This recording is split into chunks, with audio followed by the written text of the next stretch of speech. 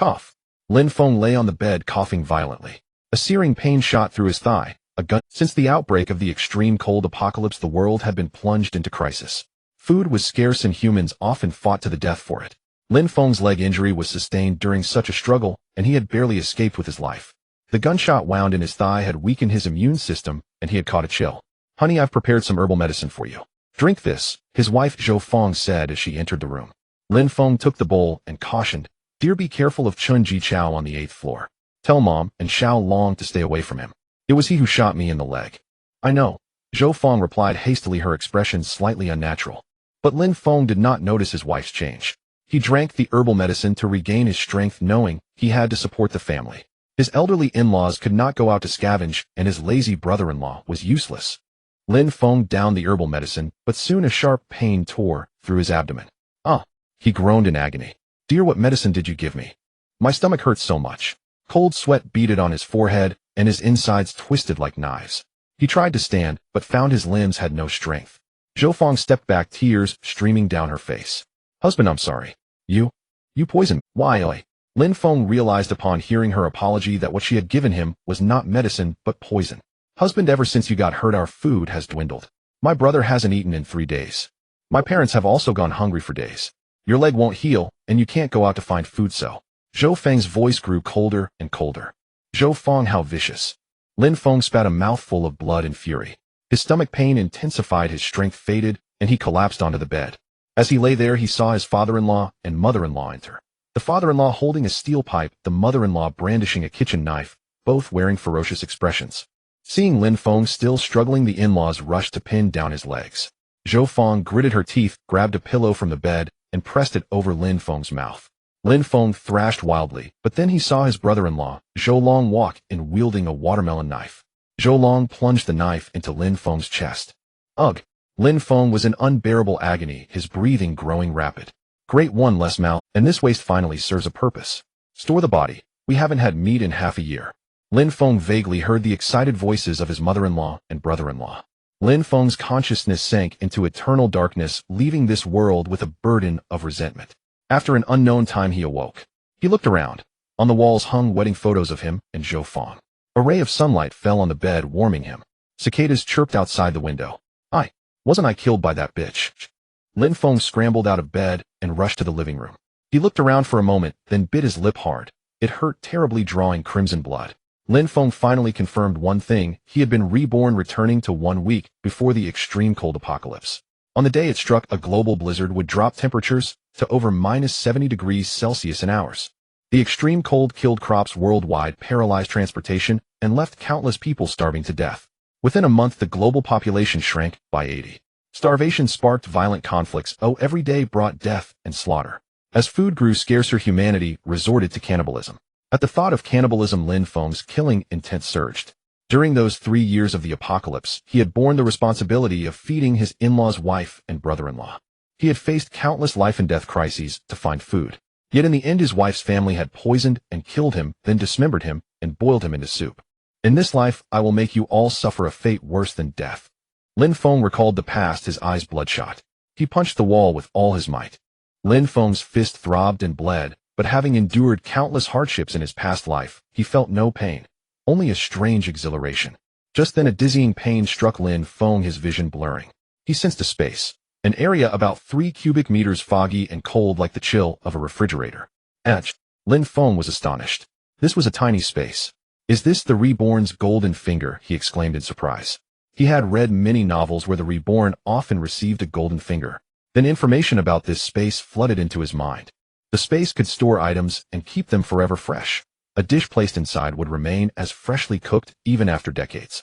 To store an item, one simply had to touch it and it would be absorbed, as long as it was smaller than the spaces. Finally, the 3 cubic meter space could grow by absorbing jade and other precious stones. As it expanded, its uses would increase. Excited by this, Lin Feng withdrew his mind from the space. He reached out and touched a book. It vanished instantly and reappeared inside the space. He continued touching other items around the room, pots, bowls, toothbrushes, all disappearing into the space. Finally, he returned to the bedroom and took a jade Buddha from a drawer. The jade Buddha vanished, reappeared in the space, emitted a faint white light, and then disappeared. Lin Feng sensed that the space had grown slightly larger. Excellent. Lin Feng exclaimed excitedly. With this space, he could thrive in the coming apocalypse. Honey, open the door. Just then his wife, Zhou Feng's voice came from outside. Bitch! Hearing that voice again, Lin Feng's veins bulged, and his killing intent soared. He longed to butcher her alive. Lin Feng strode to the door and opened it.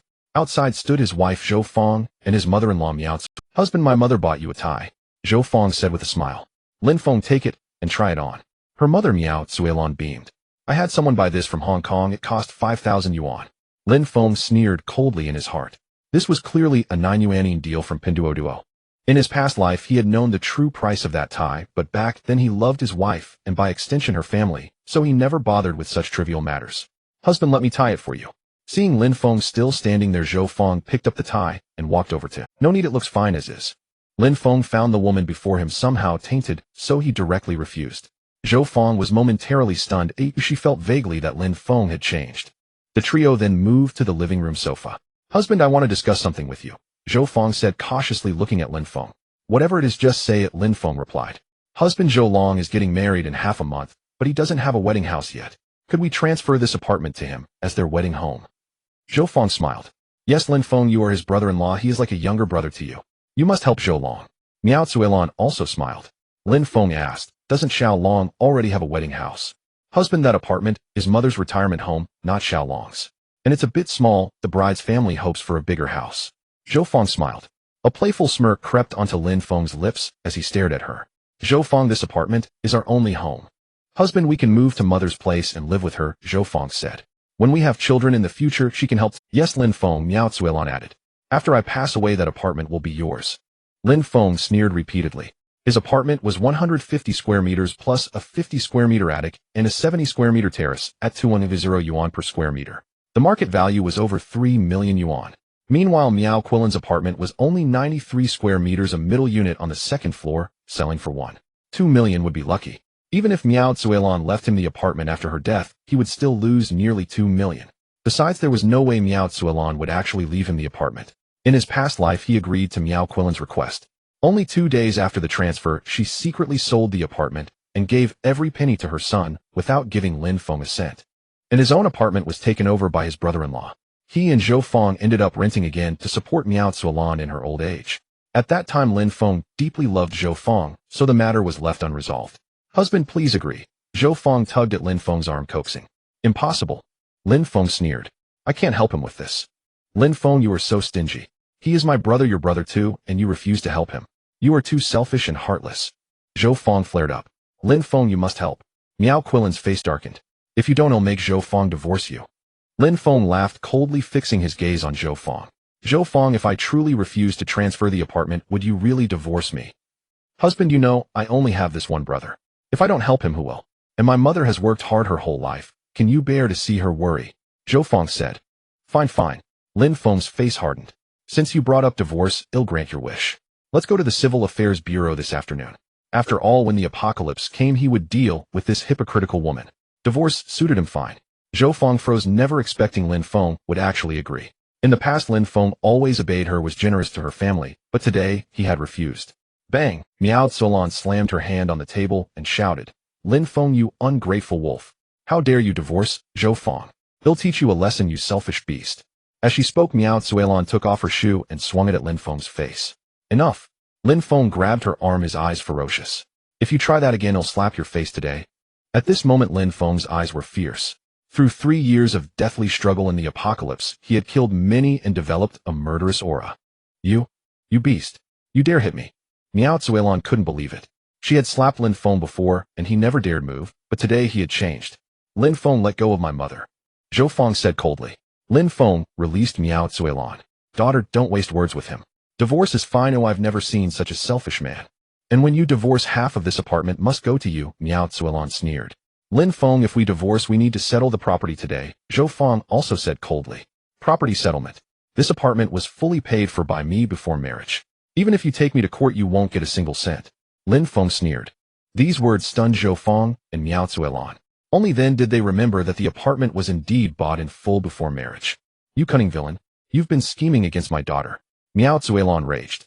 If you don't give half the apartment to my daughter, I'll crash my head into your wall today and turn this house into a haunted property. As she spoke, Miao Zuelan stood up and rushed toward the living room wall. Lin Feng sat on the sofa watching, knowing full well that the old woman was too afraid of death to actually crash, and her daughter would certainly stop her. Sure enough, Zhou Feng hurried over and embraced Miao Zuelan. "Mother, don't do this. Let me die. I've never seen such a selfish son-in-law." Miao Zuelan wailed. "Lin Feng, what are you trying to do? Do you want to anger our mother to death?" Zhou Feng roared at Lin Feng. "All right, you two, stop putting on an act. If you want my apartment, there is a way." Lin Feng crossed his legs, leaning back. Miao Zuelan and Zhou Feng immediately quieted down and hurried over to him. "My good son-in-law, I knew you would show filial respect to your mother." Miao Qilin's face transformed. "It's simple, lend me 5 million yuan. Lin Feng laughed. "What? Lin Feng, are you crazy? Where would mother get that much money?" Zhou Feng cried out like a cat whose tail had been stepped on. "Lin Feng, where would we get that kind of money?" Miao Qilin's face turned cold again.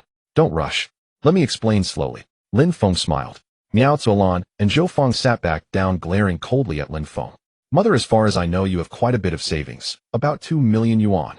Lin Feng smiled. "That 2 million is my retirement money. Ooh, I can't touch a single cent," Miao Zuelan said coldly. "That's right, husband, don't even think about it. It's mother's security for her old age," Zhou Feng also said. "Mother, besides the 2 million, you also have that apartment. You can get 9,000 by mortgaging it at the bank. Then you can borrow from online lenders, and you can easily come up with another 2 million. Lin Feng explained with a smile. "I only need the money for half a month. After half a month, I'll return it with interest, 3,000 in interest." Lin Feng grinned. Miao Zuelan and Zhou Feng exchanged glances. "Not only that, I will also transfer the apartment to Zhou Long," Lin Feng continued. "As you said, Zhou Long is like my brother, but if I don't help him, who will he?" "But what do you need so much money for?" Zhou Feng questioned suspiciously. "No comment." Lin Feng explained further. "I'll write an IOU using my apartment and salary as collateral." Miao Qilin's heart stirred. 30,000 yuan interest in half a month. That was a huge return. And Lin Feng promised to transfer the apartment to Zhou Long, which was worth over 3 million. Moreover, Lin Feng worked at a state-owned enterprise, earning 1,500 yuan a year, plus his housing provident fund and subsidy, totaling over 5,000. So Miao Zuelan wasn't afraid he would default. "Husband, don't invest recklessly. I'm worried you'll be under too much pressure." Zhou Feng couldn't help but dissuade softly, still reluctant to lend the money. "All right, I've said my piece. If you two are unwilling to help, we'll go our separate ways. I can list this apartment for 3 million tomorrow and sell it in a day. Then we each go our own way." Lin Feng stood up. He knew that the greedy mother and daughter duo would be tempted by such an offer. His stable job was enough to allay their "Good son-in-law, if your mother doesn't help you, who will?" Miao Zuelan stood up to express her support for Lin Feng upon hearing that he intended to sell the house and flee. "But you need to write the terms clearly," Zhou Feng said. "Even brothers settle accounts clearly, of course, they'll write them clearly," Lin Feng assured while patting his chest. "You should know my character." Zhou Feng nodded slightly upon hearing this. Lin Feng was a man of integrity, otherwise she wouldn't have taken Miao Zuelan and Zhou Feng, then began operating their phones to apply for loans. They quickly mortgaged the house and borrowed from other online lending platforms, combining it with Miao Qilin's life savings totaling 5 million yuan. Soon Lin Feng's phone chimed with a notification that 5 million yuan had arrived. Lin Feng wrote 4 loan agreements for Zhou Feng and Miao Zuelan, and even recorded an audio message to send to the mother and daughter. Both women were all smiles. "All right, let's go file for divorce this afternoon," Lin Feng said, looking at Zhou Feng. "Divorce it is. Who's afraid? Just don't come crying later." Zhou Feng sneered, convinced that this man would be begging her to return within half a month. "Oh my, our Zhou Feng finally has her freedom back. Mr. Chen Jichao, the owner of Star Crown KTV, has been pursuing her for quite some time. He's worth hundreds of millions," Miao Zuelan said with a smug smile. When Lin Feng heard the name, Chen Jichao, murderous intent surged within him. Chen Jichao was also the one who had caused his death. But Lin Feng quickly suppressed his killing intent, turned around, and smiled. "Zhou Feng, Mom, I plan to spend 1,000 yuan buying clothes for the whole family as a token of my appreciation before we part ways." Buying clothes. Miao Zuelan and Zhou Feng were overjoyed. 1,000 yuan on clothes. They must be high-end items. Maple Leaf Country Down jackets are on summer sale with great discounts. Lin Feng explained with a smile. "They're excellent for keeping warm in winter. Maple Leaf Country Down jackets. Each one costs a few thousand. Good son-in-law, truly a good son-in-law." Miao Zuelan said. "Honey, you're too kind," Zhou Feng exclaimed in surprise. Maple Leaf Country Down jackets were among the most famous in the world. Besides down jackets, there are also various thermal underwear and sweaters, Lin Feng continued. As he spoke, he walked to the wardrobe and took out all of Zhou Feng's winter clothes. "Honey, what are you doing?" Zhou Feng asked anxiously. "Out with the old, in with the new. Divorce marks a new life. He'll buy you new winter clothes. You should throw away these old ones. Lin Feng said. Thank you, Lin Feng. You're so wonderful, Zhou Feng said excitedly. She had been wanting to get rid of those old clothes for a long time. She then helped Lin Feng pack up the old winter clothes and threw them into the trash. Next, Lin Feng went downstairs and disposed of the winter clothes belonging to his mother-in-law Miao Zuolan and his brother-in-law, Zhou Long, throwing them into the trash as well. After clearing these out, Lin Feng directly canceled the order for Maple Leaf Country down jackets. He was looking forward to the extreme cold apocalypse 7 days later when this family would have no winter clothes to keep warm. With this thought, Lin Feng revealed a hint of anticipation in his smile. He then took Zhou Feng to the Civil Affairs Bureau to process the divorce. After the formalities, Zhou Feng moved to the second floor. Back home, Lin Feng opened his phone, which displayed a photo of a beautiful woman, tall, fair-skinned with a ponytail, even more attractive than his ex-wife Zhou Feng. She was his brother-in-law's stunning fiancée. She should taste good, Lin Feng said with a smirk as he looked at the photo. Lin Feng then began to operate, borrowing 2 million yuan from various online lending platforms, and then sought out an underground private lending company to extract another 1 million yuan. Of course, these loans were meant to be repaid, but that was contingent on being able to contact the lending company later. Combining the money extracted from Miao Zuolan and Zhou Feng with some savings, Lin Feng's total funds reached 2 million yuan. That should be enough to buy a large stock of supplies, Lin Feng murmured to himself. After busy half a day, he felt a pang of hunger. Lin Feng then went to Tianshan restaurant, which specialized in Xinjiang cuisine with authentic flavors. He particularly loved their big plate chicken. After the meal, Lin Feng directly ordered 100 servings of big plate chicken, 100 servings of Silk Road cold noodles, 100 servings of Xinjiang grape fish, 100 skewers of lamb, and 100 lamb pies. His favorite Xinjiang dishes. What could he do? After experiencing the apocalypse, he hoarded supplies whenever possible. Lin Feng had the hotel staff deliver these dishes to his home, and he stored them all in his space, which was now completely filled. Looks like I need to expand the space, Lin Feng thought. Only by upgrading the space sufficiently could he store more supplies and ensure a worry-free life for the rest of his days. However, upgrading the space required jade. Thinking about jade made Lin Feng frown because many jewelry stores sold adulterated jade at high prices. Buying fake jade would waste funds without upgrading the space. I remember now, South City 10,000 Stone Garden. Lin Feng suddenly slapped his thigh. 10,000 Stone Garden was a gambling stone park. Many people in Jiangxing City liked to gamble on stones there. Lin Feng had also visited it in his past life. He recalled that a few days before the apocalypse, someone had uncovered an imperial green jade in the park and sold it for 30 million yuan. Many jade and jewelry merchants in Jiangxing sourced their materials from 10,000 Stone Garden, then processed them into pendants and other items for sale. Lin Feng still remembered what that imperial green rough stone looked like. With this thought, Lin Feng couldn't wait to leave home and head for 10,000 Stone Garden. Although that stone was supposed to be unearthed 3 days before the apocalypse, Lin Feng wanted to play it safe and extract it ahead of time. In the evening, the 10,000 Stone Garden was bustling with people. Those who could enter had substantial wealth, evidenced by the luxury cars parked at the entrance. Lin Feng took a taxi to the entrance of the garden. "Oh, if it isn't Brother Lin." A mocking voice came from not far away. Lin Feng looked up and saw a man in black clothes and sunglasses, his face full of arrogance. Shen Jichao. Murderous intent flared within Lin Feng upon seeing this man. Shen Jichao also lived in Jiangcheng's Bright Moon compound in the same building as Lin Feng. In the previous live's extreme cold apocalypse, Lin Feng and Shen Jichao had joined forces multiple times to search for supplies. Lin Feng was physically stronger than Shen Jichao.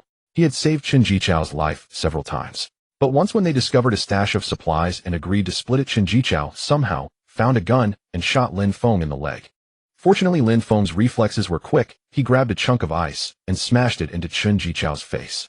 Shen Jichao, in pain, covered his eyes, and Lin Feng managed to escape. After being shot and returning home, Lin Feng was killed and dismembered by his wife, Zhou Feng, and her family. "Brother Lin, I heard you and Zhou Feng got divorced." Shen Jichao walked over with a grin. "You sure know your place." "What do you mean?" Lin Feng suppressed his killing intent and said coldly, "I mean, Zhou Feng made the right choice.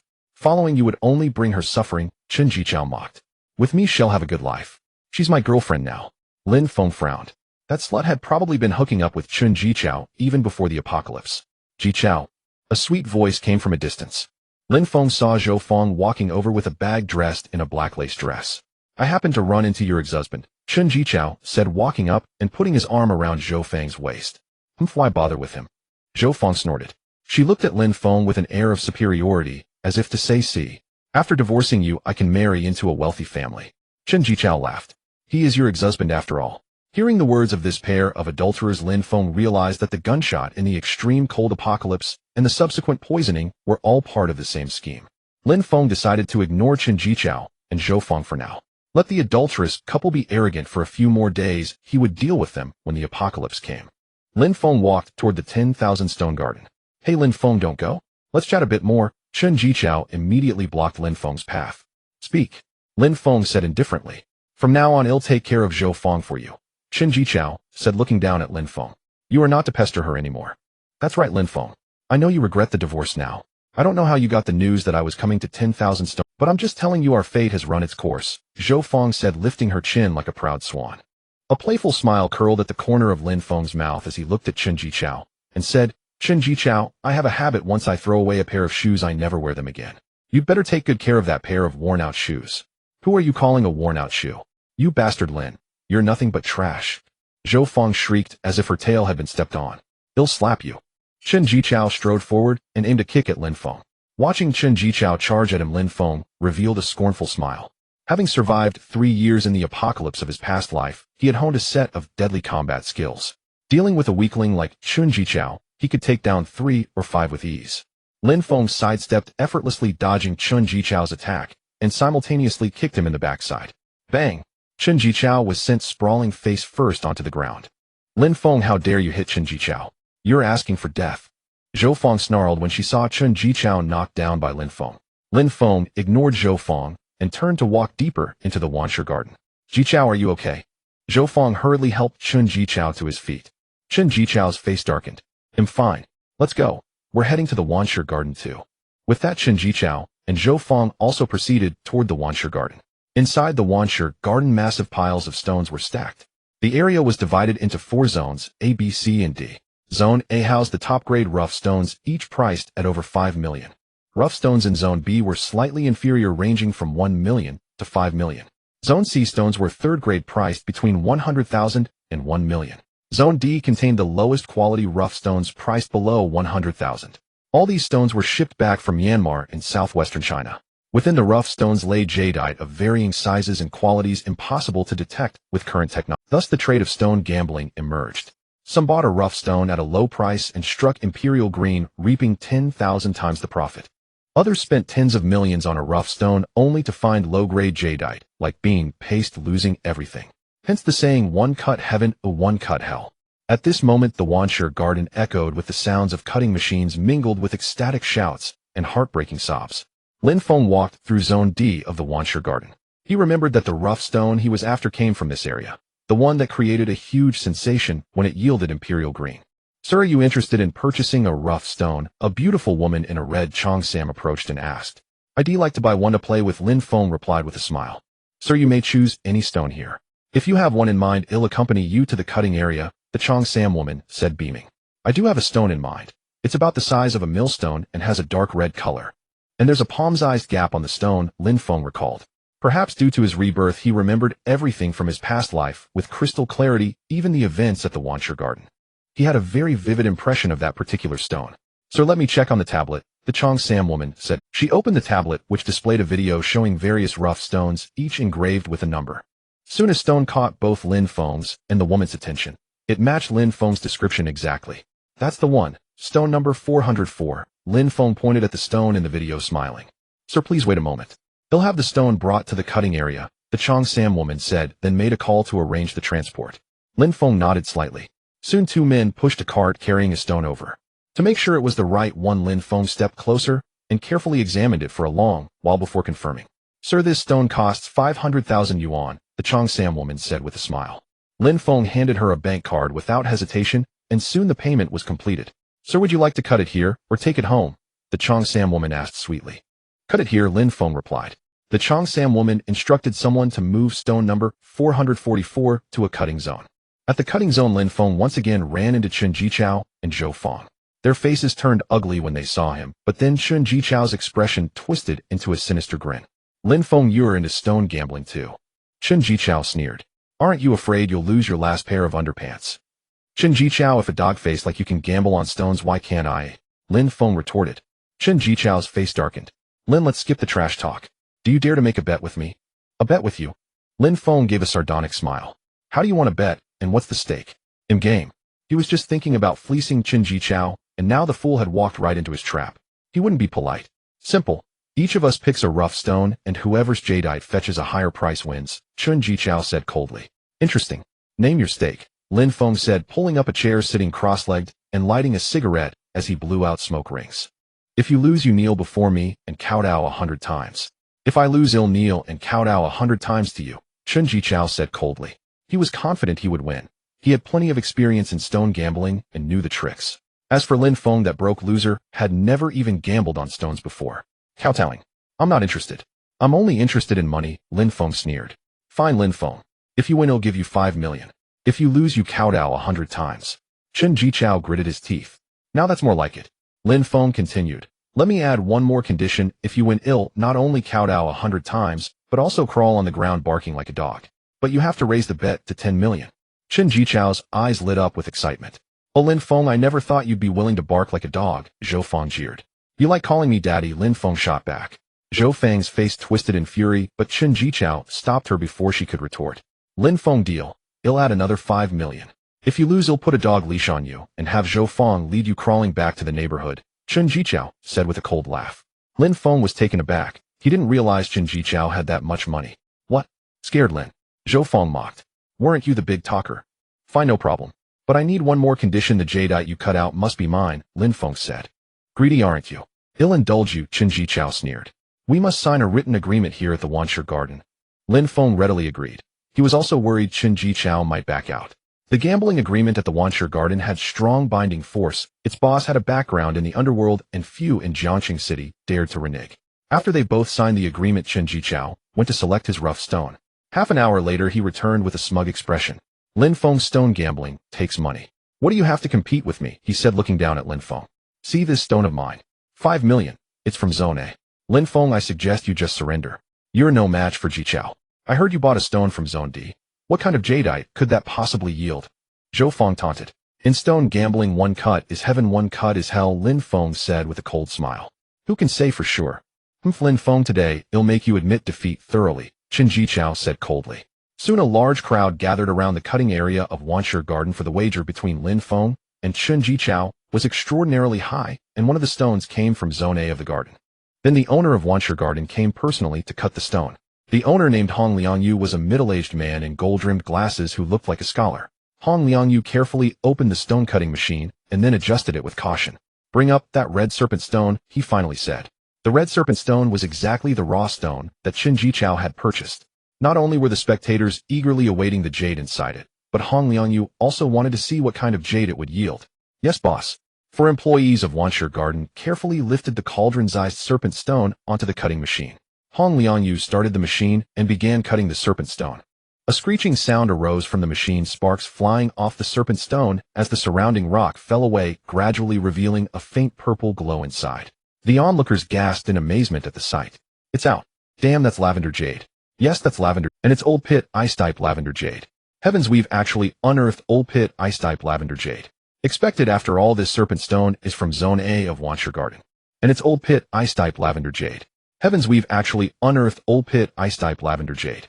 Expected after all, this serpent stone is from Zone. He actually bought a black blade stone from Zone D. Such stones never yield fine jade, let alone any jade at all. Well, today's a feast for the eyes. I heard that if he loses, he'll have to kowtow and wear a dog collar around his neck.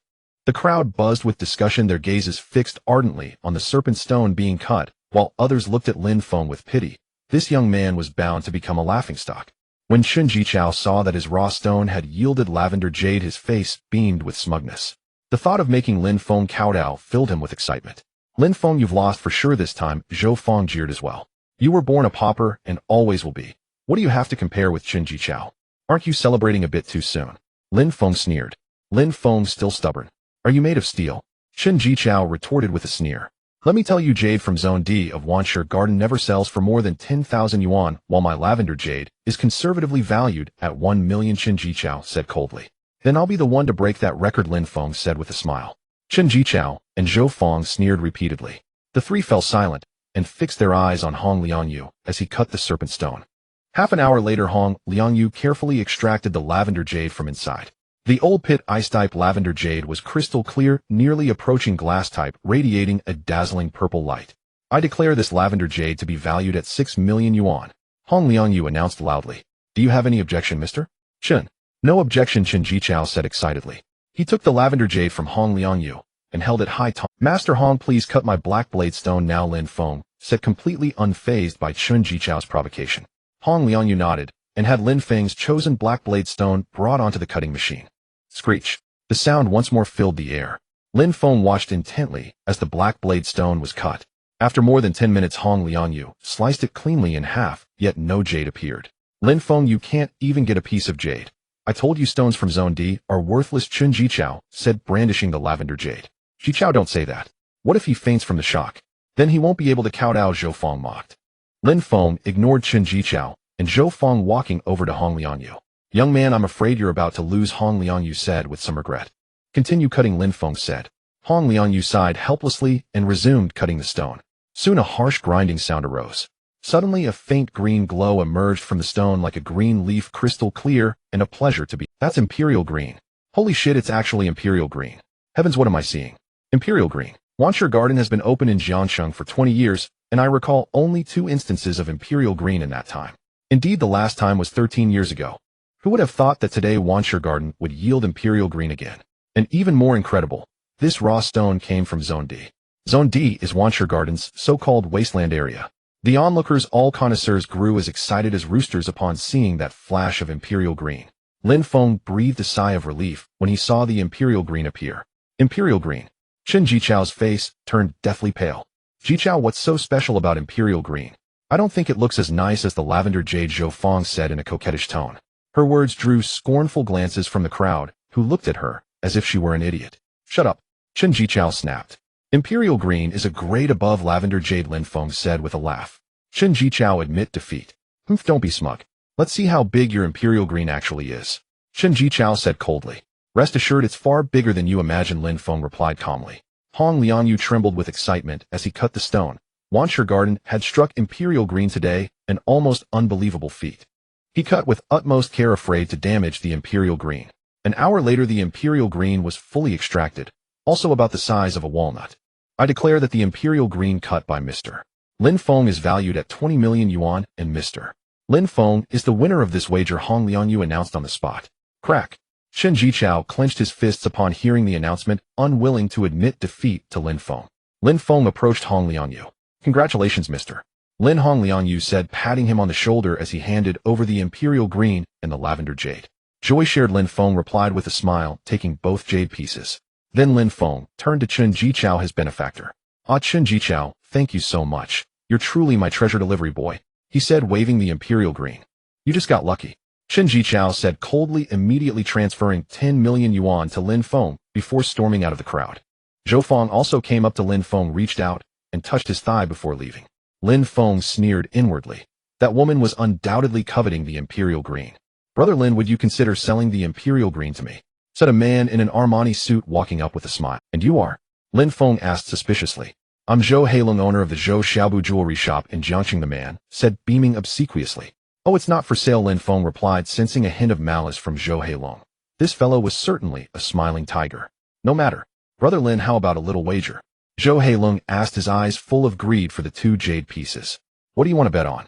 Lin Feng asked with a knowing smile, well aware that Zhou Heilong was after his jade. Simple. Let's wager your imperial green and lavender jade, Zhou Heilong explained. We'll have a stone cutting contest. If you win, I'll pay you an equal amount of money. If I win, you give me those 2 jade pieces, Zhou Heilong said with a laugh. Zhou Heilong's proposal drew renewed attention from the crowd, and even boss Hong Liangyu grew interested. This contest promised to be even fiercer than the last. Mr. Zhou, that Lin won't dare to bet with you, said Chen Jichao, who had reappeared to mock Lin Feng, hoping Zhou Heilong would teach him a lesson. Lin Feng glanced at Chen Jichao and sneered. Chen Jichao, you're a loser. What makes you think you have a voice here? Cut the crap, and don't be a coward, Chen Jichao jeered. Lin Feng ignored Chen Jichao, then turned to Zhou Heilong with a smile. Mr. Zhou, I'd be happy to wager, but I'm not in the mood for stone cutting today. Suddenly he remembered his spatial ability. He could cheat by swapping cards in a card game, and no one would ever. Brother Lin, name your terms. I'm game for whatever you propose. Zhou Heilong said, eager to see what Lin Feng had in mind. Simple. Take a deck of cards, draw 2 to 4 cards, and follow the rules of Patakwai. Whoever has the winning hand wins. Lin Feng chuckled. In Patakwai, the king bomb is the strongest, followed by bombs like 4 twos, 4 aces, 4 kings, and so on. Lin Feng's words made the onlookers exchange glances. Some looked at him with pity, knowing Zhou Heilung's reputation. A gambler who rarely lost, with an exceptional memory for cards. A playful smirk curled on Zhou Heilung's lips. Lin Feng, you're overestimating yourself. Guys like you are destined to be broke, unable to hold on to wealth even when it lands in your lap.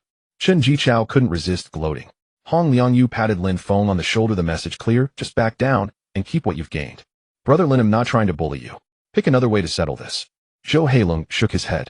He wasn't kindly warning Lin Feng. He sensed Lin's pride and feared he might back down, so he kept provoking him. No need. I've made my choice and I'll see it through. Lin Feng smiled, refusing to believe that a man with awakened spatial powers could lose to a mere mortal. Bold. Zhou Heilung sneered. Boss Hong, do you have a game room? Lin Feng turned to Hong Liangyu. Of course. Many friends come here to play cards. The room has cameras, so no cheating. Hong Liangyu chuckled. This way, everyone. Lin Feng and Zhou Heilung followed him deeper into Wanshi Garden, trailed by the curious crowd. Chen Jichao followed with a cold sneer, eager to witness Lin Feng lose his jade. Soon under Hong's lead, they entered a brightly lit hall lined with high-definition cameras. A table was covered with decks of cards. Lin Feng walked up, picked one, and grinned. Nice cards, Boss Hong. Can you spare me a deck? Huh. Brother Lin, 1 deck. Even 100 decks wouldn't be a problem. Hong Liangyu laughed heartily. A broke guy like you can't resist scrounging a deck of cards. Chen Jichao sneered with contempt. Then many thanks. Lin Feng pocketed 2 decks, quickly slipping them into his space. Zhou Heilung frowned, sensing a trick. Could Lin Feng be planning to switch cards? Let me state the rules. When we play, both hands must remain on the table, no moving them under. And roll up, Zhou Heilung added, to prevent cheating. Though confident, he wanted to eliminate any bad variables given the state. Hong Liangyu looked at Lin Feng. What do you think, Brother Lin? I agree with Mr. Zhou. This ensures fairness, so he can't deny the outcome. Lin Feng shrugged, not needing underhanded tricks. Big words, Brother Lin. Let's begin. I'd like to see what you've got. Zhou Heilung said coldly. Boss Hong, we're ready. Lin Feng said calmly. Good. According to the rules, both parties may inspect. Hong Liangyu produced a deck, handing it first to Zhou Heilung. Zhou took it. Shuffle, shuffle. Zhou Heilung riffled through the cards, each one, snapping, his eyes fixed on them. The deck is clean. Zhou Heilung smiled and passed it to Lin Feng. Lin Feng glanced at it, reshuffled 2 or 3 times, then said, no problems. Good. Now draw your cards. As per your rules, you may draw 2 to 4. Hong Liangyu placed the deck in the center of the table and spread the cards out. Zhou Heilung and Lin Feng studied the spread. After a moment, Zhou drew 4 cards. Lin Feng reached out and covered a card, instantly transferring it into his space. With a thought, he recognized it as the King of Hearts. He discarded that card and moved his hand to the next, which turned out to be the Ace of Spades. He then retrieved the ace from his space. Thus Lin Feng covered each card one by one, taking his time. To the onlookers, it seemed like he was deliberately stopped. Hey Lin Feng, can you do this or not? Just admit defeat. Losing to Mr. Zhou is no shame. Chen Jichao mocked. Brother Lin, what Mr. Chen says is true. Losing to me is no dishonor. You're not a regular player, you don't know my reputation in this circle. Zhou Heilung added with a smile, look, your hands are sweating. Chen Jichao, you're a loser. Who asked for your opinion? Lin Feng found Chen as annoying as a buzzing mosquito. Lin Feng, you. Chen spluttered, choked by Lin's retort. Lin Feng turned to Zhou Heilung. Mr. Zhou, my memory is poor, so I need to take my time. Damn, after 20-something cards, he still hadn't found the jokers. Had Zhou already taken them? But even if so, no problem. He could transfer 2 jokers from his space. Double jokers against double jokers. He wouldn't lose. Even if Hong Liangyu checked the cameras, he'd find no evidence of cheating. Take your time. It won't change the outcome. Zhou Heilung said coolly, as if victory was certain. Mr. Zhou, since the draws are set, could you show us your cards first? Chen Jichao suggested. Yeah, Mr. Zhou, reveal your hand and scare the kid into folding. Others chimed in. Even Hong Liangyu and his Wanshi Garden staff looked eager to see Zhou's cards. Zhou Heilung flashed a confident smile and said, since you gentlemen wish to glimpse my hand in advance, how could I refuse? With that, Zhou Heilung flipped over his cards. The first was a 2, the second also a 2, and the third and fourth were likewise 2s. 4 2s. In the game of speed, this is the most formidable bomb, of course, referring to a single deck where nothing but the 2 jokers can beat 4 2s. Boss Zhou, you're incredible. Drawing 4 2s, truly remarkable. Boss Zhou is amazing. 4 2s, nothing but the jokers can beat that. Boss Zhou is unbeatable. That kid is destined to lose, the jokers aren't easy to draw. The onlookers murmured in admiration, their eyes filled with envy as they gazed at Zhou Heilung, who would win the Violet Orchid and Imperial Green in this gamble. Boss Zhou is formidable. Some people are about to lose the bet. Chen Jichao sneered, his gaze contemptuous toward Lin Feng. Impressive. Hong Liangyu also praised for Zhou Heilong's card skills surpassed 99 of people, while Lin Feng was too young, still too inexperienced to contend with a seasoned player like Zhou Heilong. Then everyone turned to Lin Feng, noticing his sweaty hands as he continued selecting cards. Brother Lin, just surrender. I don't believe you can draw both jokers. Zhou Heilong chuckled. Lin Feng frowned, for the deck contained only a little joker, no big joker. Clearly Zhou Heilong had silently removed it. Brother Lin, you have 3 minutes left. If you can't select a card, it counts as forfeiting. Hong Liangyu spoke up. No need for 3 minutes, 30 seconds will suffice. Lin Feng said. Hong Liangyu nodded slightly. Oh brother Lin, let's see how you compete with me. Zhou Heilong said flatly. Lin Feng looked at Zhou Heilong and smiled. Boss Zhou, I suddenly realized something. What? Zhou Heilong asked, puzzled. Why you never go on a diet? Your arm is thicker than an ordinary person's thigh. Lin Feng stared at Zhou Heilong with a grin. Zhou Heilong frowned slightly. Brother Lin, that joke isn't funny. I despise being called fat more than... Terror surged in Zhou Heilong's heart. He never expected Lin Feng to detect his cheating. But so what? Even if Hong Liangyu reviewed the surveillance footage, he'd find no evidence. Lin Feng caught the panic deep in Zhou Heilong's eyes and confirmed that he had used his arm to set the trap. Zhou Heilong's arm was exceptionally thick, much thicker than a playing card. This man had an extraordinary memory for cards. When he found the big joker, he must have used his arm as cover to remove it. Then Lin Feng glanced at the crowd behind Zhou Heilong. The big joker had probably already been hidden on someone. Anyone else would surely lose, but fortunately Lin Feng had laid his plan in advance. Lin Feng, if you can't stand losing, don't play. Chen Jichao continued his taunts. Lin Feng ignored Chen Jichao. He covered a card for a moment, then drew it out and placed it on the table. It was the little joker. Then Lin Feng took another card from the deck and flipped it over on the table. It was the big joker. He'll just take these 2 cards. Lin Feng said calmly.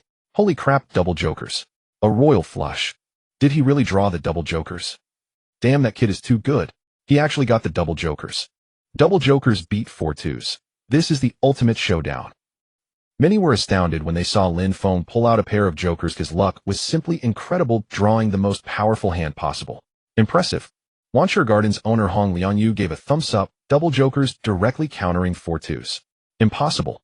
How could he be so lucky? Chen Jichao was green with envy. Impossible. How did you draw double jokers? Zhou Heilong's face darkened.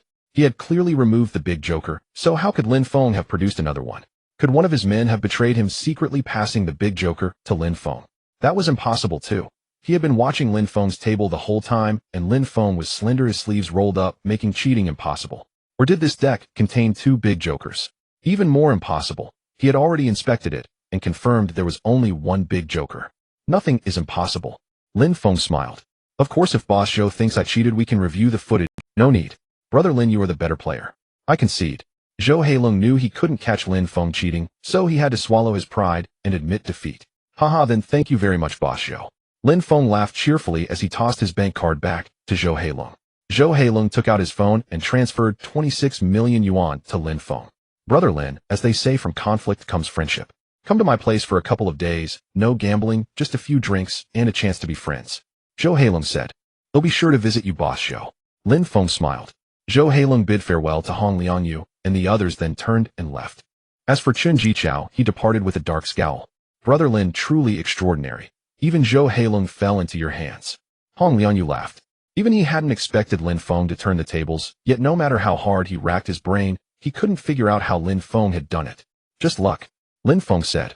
That's not luck, it's skill. I've played cards with Zhou Heilong and know his abilities. Hong Liangyu remarked. Boss Hong, please transfer this 26 million to you. I'd like to buy more jade and gemstones. Without further ado, Lin Feng directly purchased stones from Hong Liangyu. Hong Liangyu was overjoyed and said, Brother Lin, I'll fetch them for you. He then turned and left. Lin Feng waited in the hall for a short while before Hong Liangyu returned with a box. Opening the box, it contained various pieces of coxcomb red, imperial green, and others varying in size. Lin Feng transferred the payment and tucked the gems into his pocket. Brother Lin, there's something I should probably mention. Hong Liangyu suddenly spoke up. Boss Hong, please go ahead. Lin Feng nodded. Zhou Heilong is the owner of Zhou Xiaofu Jewelry. He has a background in the underworld. He's been involved in some criminal cases. He has his eye on the jade you're carrying, and today you won 26 million from him, so becoming friends will be difficult. Keep your distance. Hong Liangyu explained. Thank you for the warning, Boss Hong. Lin Feng nodded. I'd also like to buy some more rough stones and have them delivered to my home. Haha, no problem at all. Hong Liangyu laughed heartily. Lin Feng went to Zone C and casually picked 10 stones, then Hong Liangyu arranged for someone to accompany Lin Feng home. After returning to Jiangxing Mingyue, Lin Feng had 6 basin-sized rough stones placed in his room. Once everyone left, he began his experiment. He wanted to see if putting stones containing jade into his space would cause the space to absorb the jade and expand. Soon Lin Feng touched a stone, and it disappeared into the space. Lin Feng observed the stone. A wisp of greenish aura emerged from it, and the space expanded slightly. Yet the stone remained intact, which thrilled Lin Feng. Could he cheat by absorbing jade from the rough stones? With that thought, he tossed the remaining stones into the space. One emitted faint red and purple auras, and the space expanded further. The other 4 stones remained unchanged. That swindler Hong Liangyu. Lin Feng couldn't help cursing. Out of 10 stones from Zone C, only 2 contained jade, and judging by the faint auras, the quantity was minimal. He had spent over 1,000,000 yuan on those 10 stones, but the jade inside would be worth at most 100,000. Still, he knew that stone gambling was a game of luck and skill. Losing was just part of the game. Should I steal the rough stones from Hong Liangji's lot? Lin Feng murmured to himself. However, he quickly dismissed the thought, as his discovery of the imperial green jade earlier that day had led to nearly all of Hong Liangji's rough stones being sold. Now there were only a few rough stones left in Hong Liangji's lot, and even if he took them all, it wouldn't expand his space by much. Besides, he didn't want to offend Hong Liangyu over such a trivial matter. With that, Lin Feng opened his space and took out a lamb pie. It was still steaming hot, as if freshly baked, and the same went for the other dishes. This delighted Lin Feng immensely. Although the space's information indicated it could preserve freshness, he had never confirmed it before. Now with this initial proof, he felt much more at ease. It meant that during the extreme cold apocalypse, he could still enjoy fresh delicacies as he did before, living a life far superior to ordinary people. And as long as his space was large enough, he could store ample supplies to last until old age. Let me first see the effect of the violet jade. Lin Feng took out a walnut-sized piece of old pit ice-type violet jade from his pocket. It shimmered with a translucent purple glow. With a thought, Lin Feng absorbed the violet jade into his space. Immediately, it shattered into a stream of purple vapor. His space visibly expanded, and soon the purple vapor vanished, halting the growth. The space had increased from 3 cubic meters to 5. A piece of old pit ice type only added 2 cubic meters. I need to intensify my efforts to acquire more jade and jadeite, Lin Feng mused. He then tossed the imperial green jade into his space. It quickly shattered into a green vapor, and the space expanded even faster. The expansion only stopped when the space reached 10 cubic meters. Finally, Lin Feng threw the remaining jade pieces into the space. Those he had won from Zhou Heilong for 26 million. Suddenly, the space was filled with a riot of colorful vapors, and it expanded rapidly again, only ceasing at 18 cubic meters. Lin Feng was thrilled by the changes in his space, but it was still far from enough. He needed a massive amount of jade and jadeite. He decided to ask Hong Liangyu where to find large quantities of rough jade. He planned to make a big move. Lin Feng exited his space and was about to eat when he heard a knock at the door. He went to the door and saw through the peephole his ex-wife, Zhou Feng, wearing a sexy lace slip dress, standing with her mother Miao Zuolan. Lin Feng opened up. Zhou Feng called. What is it? Lin Feng asked coldly. Mom thought you hadn't eaten, so she brought you some food. She made your favorite braised carp. Son-in-law opened the door. Mom knows you haven't eaten. You mustn't harm your health, Miao Zuolan said with a syrupy smile. No need. Just say what you want, Lin Feng replied without opening the door. He couldn't stand the sight of these disgusting women. They never did anything without a selfish motive. They were clearly after his jade. Honey, please open up. It's scorching out here, Zhou Feng cooed seductively. Zhou Feng were already divorced. Call me Lin Feng. And I'm not dressed, so I can't open the door. Lin Feng's voice turned icy. The thought of how she had become Chun Jichao's girlfriend the very afternoon they divorced made him sick. This shameless woman still dared to call him husband. Zhou Feng flared up, but forced a sweet tone. Lin Feng, don't misunderstand. There's nothing between Chun Jichao and me. He was just trying to get under your skin. Yes, son-in-law. Let Zhou Feng come back tonight. You must be lonely, Miao Zuolan chimed in. If you have something to say it. Otherwise, I'm going back to bed. Lin Feng, my brother, is getting married soon. His fiancée needs a jade ring, preferably custom-made. So could you lend me that imperial green jade? Let's help my brother get through the wedding together, Zhou Feng said with a smile. Son-in-law, if you do this right, it'll be a feather in your cap too. After all, you've already been married. You don't need jade anymore. Why not help Zhou Long? Miao Zuolan added. Lin Feng stared at the ceiling in disbelief. These two were so unbelievably confident. Why would they think he would lend them his jade? Honey, my period just ended yesterday. We don't need protection, Zhou Feng said in a syrupy voice. I know you don't like. Stop dreaming about the imperial green. I've already sold it to Wanshire, Lin Feng said. What? How could you sell it without consulting me? Zhou Feng snapped. We're already divorced. Why should I consult you? Lin Feng retorted coldly. Zhou Feng was left speechless. Son-in-law, you still have that violet jade. That old pit-iced violet jade is pretty good too. You could make your sister-in-law a necklace, Miao Zuelon quickly suggested. Don't even think about it. I've sold that one too. Lin Feng shook his head. What about the money? Could you buy a Maybach for Zhou Long? Consider it a loan from you, Miao Zuelon said frantically. A Maybach? Lin Feng wanted to curse her. He couldn't be bothered with Miao Zuelon and Zhou Feng anymore and went back to his bedroom to sleep. Outside, Zhou Feng and Miao Zuelon kept knocking and yelling, but there was no response. Eventually, they returned to room 201.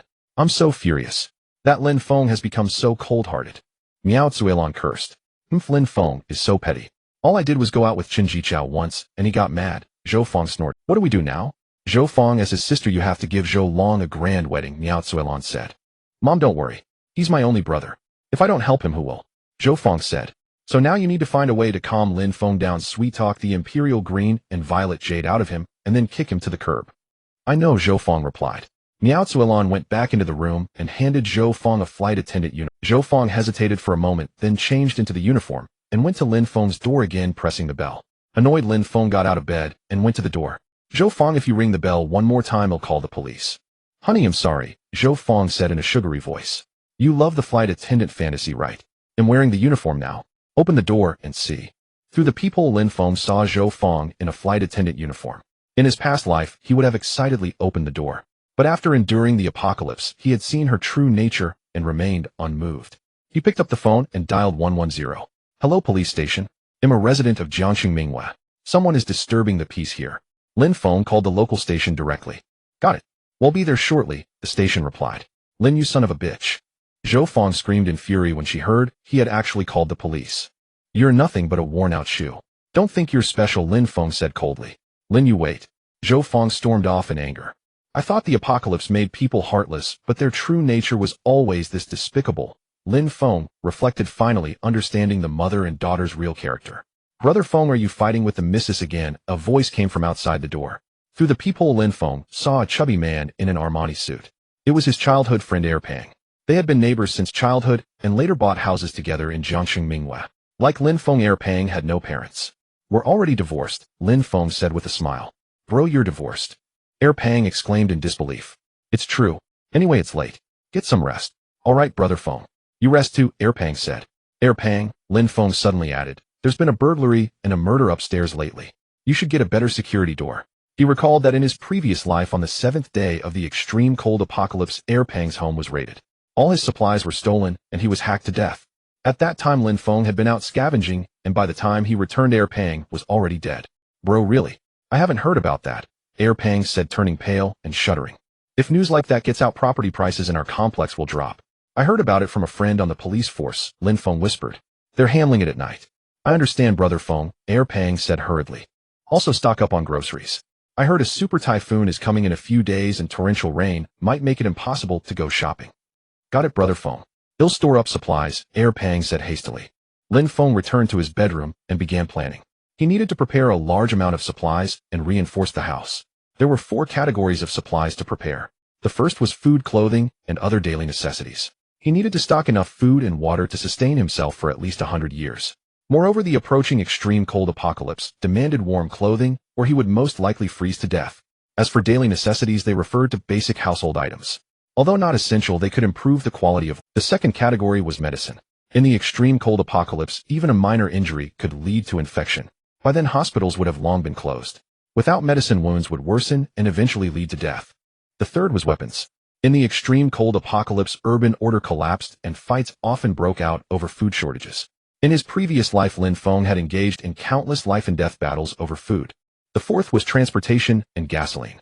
To venture out for supplies, one needed reliable vehicles such as snow cars and snowmobiles. To power snow cars and snowmobiles, high-quality gasoline was required. In short, there were too many things to prepare. Lin Feng took a pen and listed a long series of items. Lin Feng opened the Fago shopping mall. Fago was one of the 3 major online shopping malls in Dragon Country. Lin Feng loved shopping online. The mall had a complete range of products and offered home delivery. Lin Feng directly ordered 500 barrels of peanut oil, 800 boxes of local eggs, 800 steaks, 800 bottles of imported red wine, 900 salmon fillets, 300 towels, 300 toothbrush and toothpaste sets, 900 cartons of pure milk, and 900 boxes of tissue paper. 900 gene of chiuyue pears, 900 gene of oxu apples, 900 watermelons, 900 gene of honey peaches, and 900 Musang King durians. Next, Lin Feng checked the medicine section and directly ordered 900 boxes of anti-inflammatory drugs, 900 bottles of fever reducers, 900 boxes of vitamins, 900 bottles of liquid band-aids, and 900 rolls of gauze. Finally, Lin Feng ordered 900 boxes of 001 condoms and 900 boxes of short-acting contraceptive pills. Do not underestimate condoms and contraceptive pills. They were hot-selling items in the apocalypse. Human life has always been inseparable from sex, but in the apocalypse, death loomed constantly. If a woman became pregnant, she would most likely die as conditions for childbirth were utterly absent. And even if a child were born, what then? In the apocalypse, death could strike any time. Thus, no one wanted to get pregnant, yet many men and women could not abstain from sex. Lin Feng was no exception. Lin Feng submitted the order, which totaled 12.09 million. Just then his phone rang. He looked and saw it was a call from the Fago shopping mall customer service. It seemed that his massive procurement had caught Fago's attention. Lin Feng answered the call. The official customer service would not dispatch the goods without phone confirmation. Lin Feng answered, and a pleasant customer service voice soon came through. Are you Mr. Lin? Yes, I'm Lin. Lin Feng smiled. Mr. Lin, I see you placed an order for 12.09 million at 2315. Did you place it yourself? The Fago customer service asked. I placed it myself. Lin Feng nodded. All right, Mr. Lin. Our Fago mall will prepare the goods as quickly as possible. The Fago customer service laughed. Moreover, due to the large order volume, we will give you a 15% discount. Lin Feng smiled upon hearing this. He could save another 2 million. You're welcome, Mr. Lin. It's our pleasure. Is there anything else? The Fago customer service asked again. Then Lin Feng called the Fago customer service again, asking the delivery personnel to contact him by phone in Jiangxing City. He didn't want the goods delivered to the residential area to avoid drawing attention. It's time to plan the reinforcement and renovation of the house, Lin Feng muttered to himself.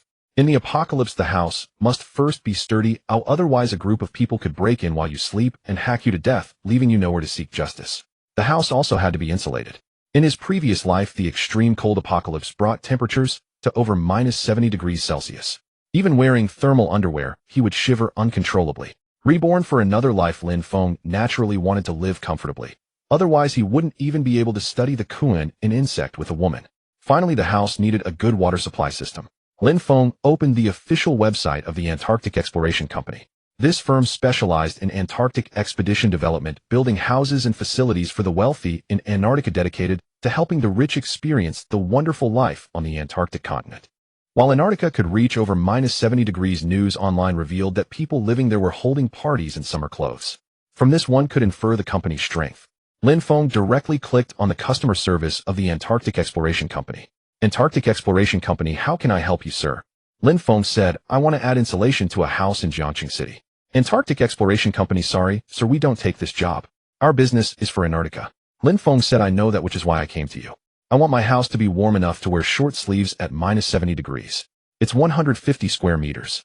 Also equip it with 20 generators and 10 high-pressure water guns. In the extreme cold apocalypse, generators and high-pressure water guns were essential. Generators solved the power issue, while the water guns were lethal weapons, spraying people with a highly enjoyable effect. The generators and high-pressure water guns procured by the Antarctic Exploration Company were specifically for extreme cold environments. Antarctic Exploration Company, sir, have you been to the hospital? Lin Feng said, I'm not sick, just follow my requirements. Antarctic Exploration Company, all right, sir, but the price is steep. It will cost 1 million yuan. Lin Feng said, additionally, I need to drill a well that can pump water from underground even at -80 degrees, and also equip.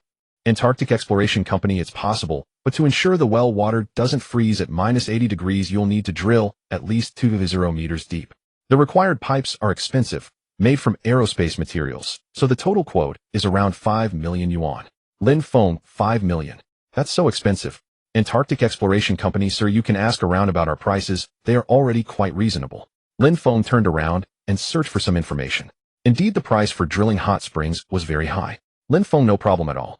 Also, I want it done as soon as possible, within 3 days. I'll add another 5,000 yuan. Antarctic Exploration Company, no problem. Does sir have the approval procedures? Lin Feng, no procedures. But if it gets shut down later, it has nothing to do with you. In a few days, the extreme cold apocalypse would arrive. Who would have the time to shut down his hot spring? Antarctic Exploration Company, all right. Then Lin Feng also requested 10 constant temperature suits. The total order reached 8.9 million yuan. He filled out an electronic contract online and paid 8.2 million yuan. Lin Feng saw that his bank card merchant account now had only about 3.0 yuan left. Then he reviewed the list and realized he still needed gasoline, snowmobiles, snow vehicles, weapons, and other supplies which required a large amount of cash. Let's get some weapons first, Lin Feng decided. He needed weapons for self-defense. Without them, if someone killed him, everything would be over. But where could he get weapons? Firearms were particularly prohibited. Hong Liangyu. A name surfaced in Lin Feng's mind. He remembered someone mentioning Hong Liangyi's background. This man had roamed the southwestern border in his early years and had blood on his hands. Moreover, after the apocalypse in his previous life, Lin Feng had once seen Hong Liangyu, who was living a very comfortable life with a group of underlings. It seems this guy is not simple. He must have channels to buy these items, Lin Feng murmured to himself. Lin Feng quickly fell asleep. The next morning, he carried a box to the property management office, explained his intention, and the property manager immediately gave the go-ahead, telling Lin Feng to go ahead and drill, promising to cover any issues. Lin Feng left with relief. He didn't expect the property manager to hold out for long, just until the apocalypse broke out. After leaving the office, his phone rang. He looked and saw it was Zhou Heilong calling. Lin Feng answered, and Zhou Heilong's laughing voice came through. Brother Lin, do you have time to come over to my place tonight for a gathering? Oh, it's Boss Zhou. They'll see if I'm free, you'll come over. Lin Feng laughed. All right, if you're free in the evening, give me a call in advance. They'll prepare some food and drinks, and we'll have a few cups. Zhou Heilong nodded. All right. Lin Feng nodded and hung up. Clearly Zhou Heilong wanted to drink with him because of the imperial green jade he had. However, without careful preparation, Lin Feng would not attend the banquet. Having survived the apocalypse, he had long seen through the ugliness of human nature. He had to guard against any danger, or he would end up dead and unburied. Lin Feng ate some breakfast and headed to the Wansher Garden. In the backyard of Zhou Ziaphis jewelry store, Zhou Heilong sat there, a cigarette dangling from his mouth, his eyes showing a fierce expression. Big brother, did that kid agree to come for dinner? A man with a viper tattoo on his upper torso laughed. He was ostensibly the vice president of Zhou Xiaofu, actually Zhou Heilong's younger brother Zhou Kai. He said, "Hell, see," Zhou Heilong said with the cigarette in his mouth. "Humph, quite arrogant," Zhou Kai snorted. "Young people always get proud after a windfall." Zhou Heilong sneered. "Such people should be dealt with," Zhou Kai said coldly. "All right, go contact some friends on the street now. Have them stand by and destroy the surveillance cameras on the street in front of Zhou Xiaofu." Zhou Heilong instructed. "Sure. Once we swallow the imperial green jade and the old pit ice poison violet on this kid, we can live lavishly for a few more years," Zhou Kai said excitedly. "Also, this kid is young. Since we're making him disappear, let's do it thoroughly," Zhou Heilong said with a sinister smile. "Big brother, what do you mean?" Zhou Kai asked, confused. "Anyway, the surveillance is destroyed and no one can prove he came to our shop. We'll donate his body parts for him." Zhou Heilong laughed smugly. "That way, well, get another pile of money." "Big brother, you're truly a financial wizard," Zhou Kai quickly flattered. Zhou Heilong lay back in his chair, cigarette in mouth, a fierce glare in his eyes as he stared at the sky. Lin Feng arrived at the 10,000 Stones Garden as well. Because he had uncovered an imperial green jade the day before, a large number of raw stones had been sold, leaving only a dozen or so in the garden. So few stone gamblers came. The garden was desolate. Boss Hong Liangyu was sipping tea and playing with his bird. When he saw Lin Feng, he greeted him with a beaming smile. "Brother Lin, what brings you here?" Huang Liangyu said with a smile. "There are two things I'd like to ask for your help." Lin Feng smiled back. "Feel free to speak." Huang Liangyu replied. "Boss Huang, I need a batch of firearms. Do you have any connections?" Lin Feng said with a smile. "Don't worry, I won't let you make the introduction for nothing." Huang Liangyu was taken aback. He had originally looked like a scholar, but his gaze suddenly turned piercingly. "Social order is good now. What do you need these things for, Brother Lin?" Huang Liangyu asked with a smile. "I've been having nightmares lately, dreams of being shot dead. So I want to put a few guns under my pillow. It might help me." Lin Feng explained with a smile as he dipped his finger in tea and wrote 22 characters on the table. Huang Liangyu looked at the words on the table and laughed. "Brother Lin, you're putting me in a difficult position. Brother Huang, am young and have never stepped into the underworld. I don't know the rules of the trade. Please enlighten me," Lin Feng said with a cupped fist salute. Huang Liangyu nodded in satisfaction. "Brother, you are honest and a good friend, but I still advise you not to touch firearms. Everything should be resolved through the law." As he spoke, Huang Liangyu stood up and left. Lin Feng was momentarily stunned, then noticed a black card on Huang Liangyi's seat. He walked over and picked up the card. A phone number was written on it. "Brother Lin, the king of heaven covers the tiger." Huang Liangyi's voice came from not far away. "Chicken stewed with mushrooms," Lin Feng said loudly. Wrong, it's the hoe shines at noon. Huang Liangyu shook his head. Lin Feng touched his forehead and said, Brother Huang, thank you. And I have a reminder for you too. Feel free to speak, Huang Liangyu said. I have a friend at the Meteorological Bureau. He mentioned that a super typhoon is coming in a few days. Boss Huang, stock up on supplies so you won't be unable to buy them later. Lin Feng smiled. Huang Liangyu was taken aback and tried to speak to Lin Feng again, but found he had already walked away. Dad, we're inland. How could there be a typhoon? A tall woman complained. Even if there were a typhoon, it wouldn't affect us here. We wouldn't run out of things to buy. The woman was Huang Liangyi's daughter Hong Sweki. Huang Liangyu was silent for a moment, then said, Go buy some rice flour, oil, and meat, and store them in the cold storage. Dad, you're really believing him? Hong Sweki couldn't help saying. Better safe than sorry. Besides, these supplies don't cost much. And I always feel there's something off about that kid. Huang Liangyu said. Having lived on the southwestern border for over a decade, he had developed a cautious nature, always guarding against even impossible events. Dad, you're overthinking it, Hong Sweki said. Go buy the supplies. Huang Liangyu glared at her. Hong Sweki had no choice but to go buy supplies. Her father was naturally cautious. After leaving the 10,000 Stones garden, Lin Feng directly dialed a number. A low voice answered, The King of Heaven covers the tiger. The hoe shines at noon. Lin Feng replied with the code. Where have you been these days? The voice continued. I've been gambling on stones these days. Lin Feng did not mention his visit to the garden. The voice paused, then said, Come to 444 Shantang district in the southern part of the city. Lin Feng nodded, hung up, and took a taxi to 444 Shantang district. A middle-aged man with a scar on his face stood at the gate of the courtyard. Are you Chen Xiezi? Lin Feng smiled. I am. Let's talk inside. Chen Xiezi said. Lin Feng followed him into the courtyard and then into a dark room. What do you want? Chen Xiezi asked. Firearms, grenades, rocket launchers, Lin Feng stated. What are you planning? Chen Xiezi stood up immediately. Damn, this guy not only wants firearms, but also grenades and rocket launchers. Those are heavy weapons. Grenades and rocket launchers could cause massive casualties in society. If Lin Feng used them for evil, even he wouldn't escape. Brother Xie, don't be agitated. I just need them for self-defense, Lin Feng said with a sly grin. The man from the garden told me you want to put a gun under your pillow. Are you using a grenade as a pillow? Are you using a rocket launcher as a pillow? Chen Xiezi said coldly. I promise I won't use them domestically, Lin Feng said, understanding Chen Xiez's concern. I can't get rocket launchers or grenades. Chen Xiezi shook his head. Getting those requires a lot of pull. What about firearms? Shotguns? Lin Feng settled for less. Not easy either. I can only get pistols for now, Chen Xiezi said. Lin Feng was silent for a moment. Do you have a silenced pistol? There's a P9S pistol, Chen Xiezi replied. P9S. Made in Germany? Lin Feng asked in surprise. Chen Xiezi turned and handed him a pistol. This pistol has top-tier performance in the world. High accuracy, long life, and easy to conceal. Lin Feng took the P9S and smiled. Nice. Can I test it? Sure, Chen Xiezi said.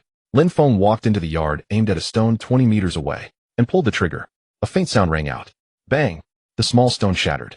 It holds 9 rounds, Chen Xiezi added. How much for one? Lin Feng asked. 2,000, Chen Xiezi said. A bullet costs 1,000.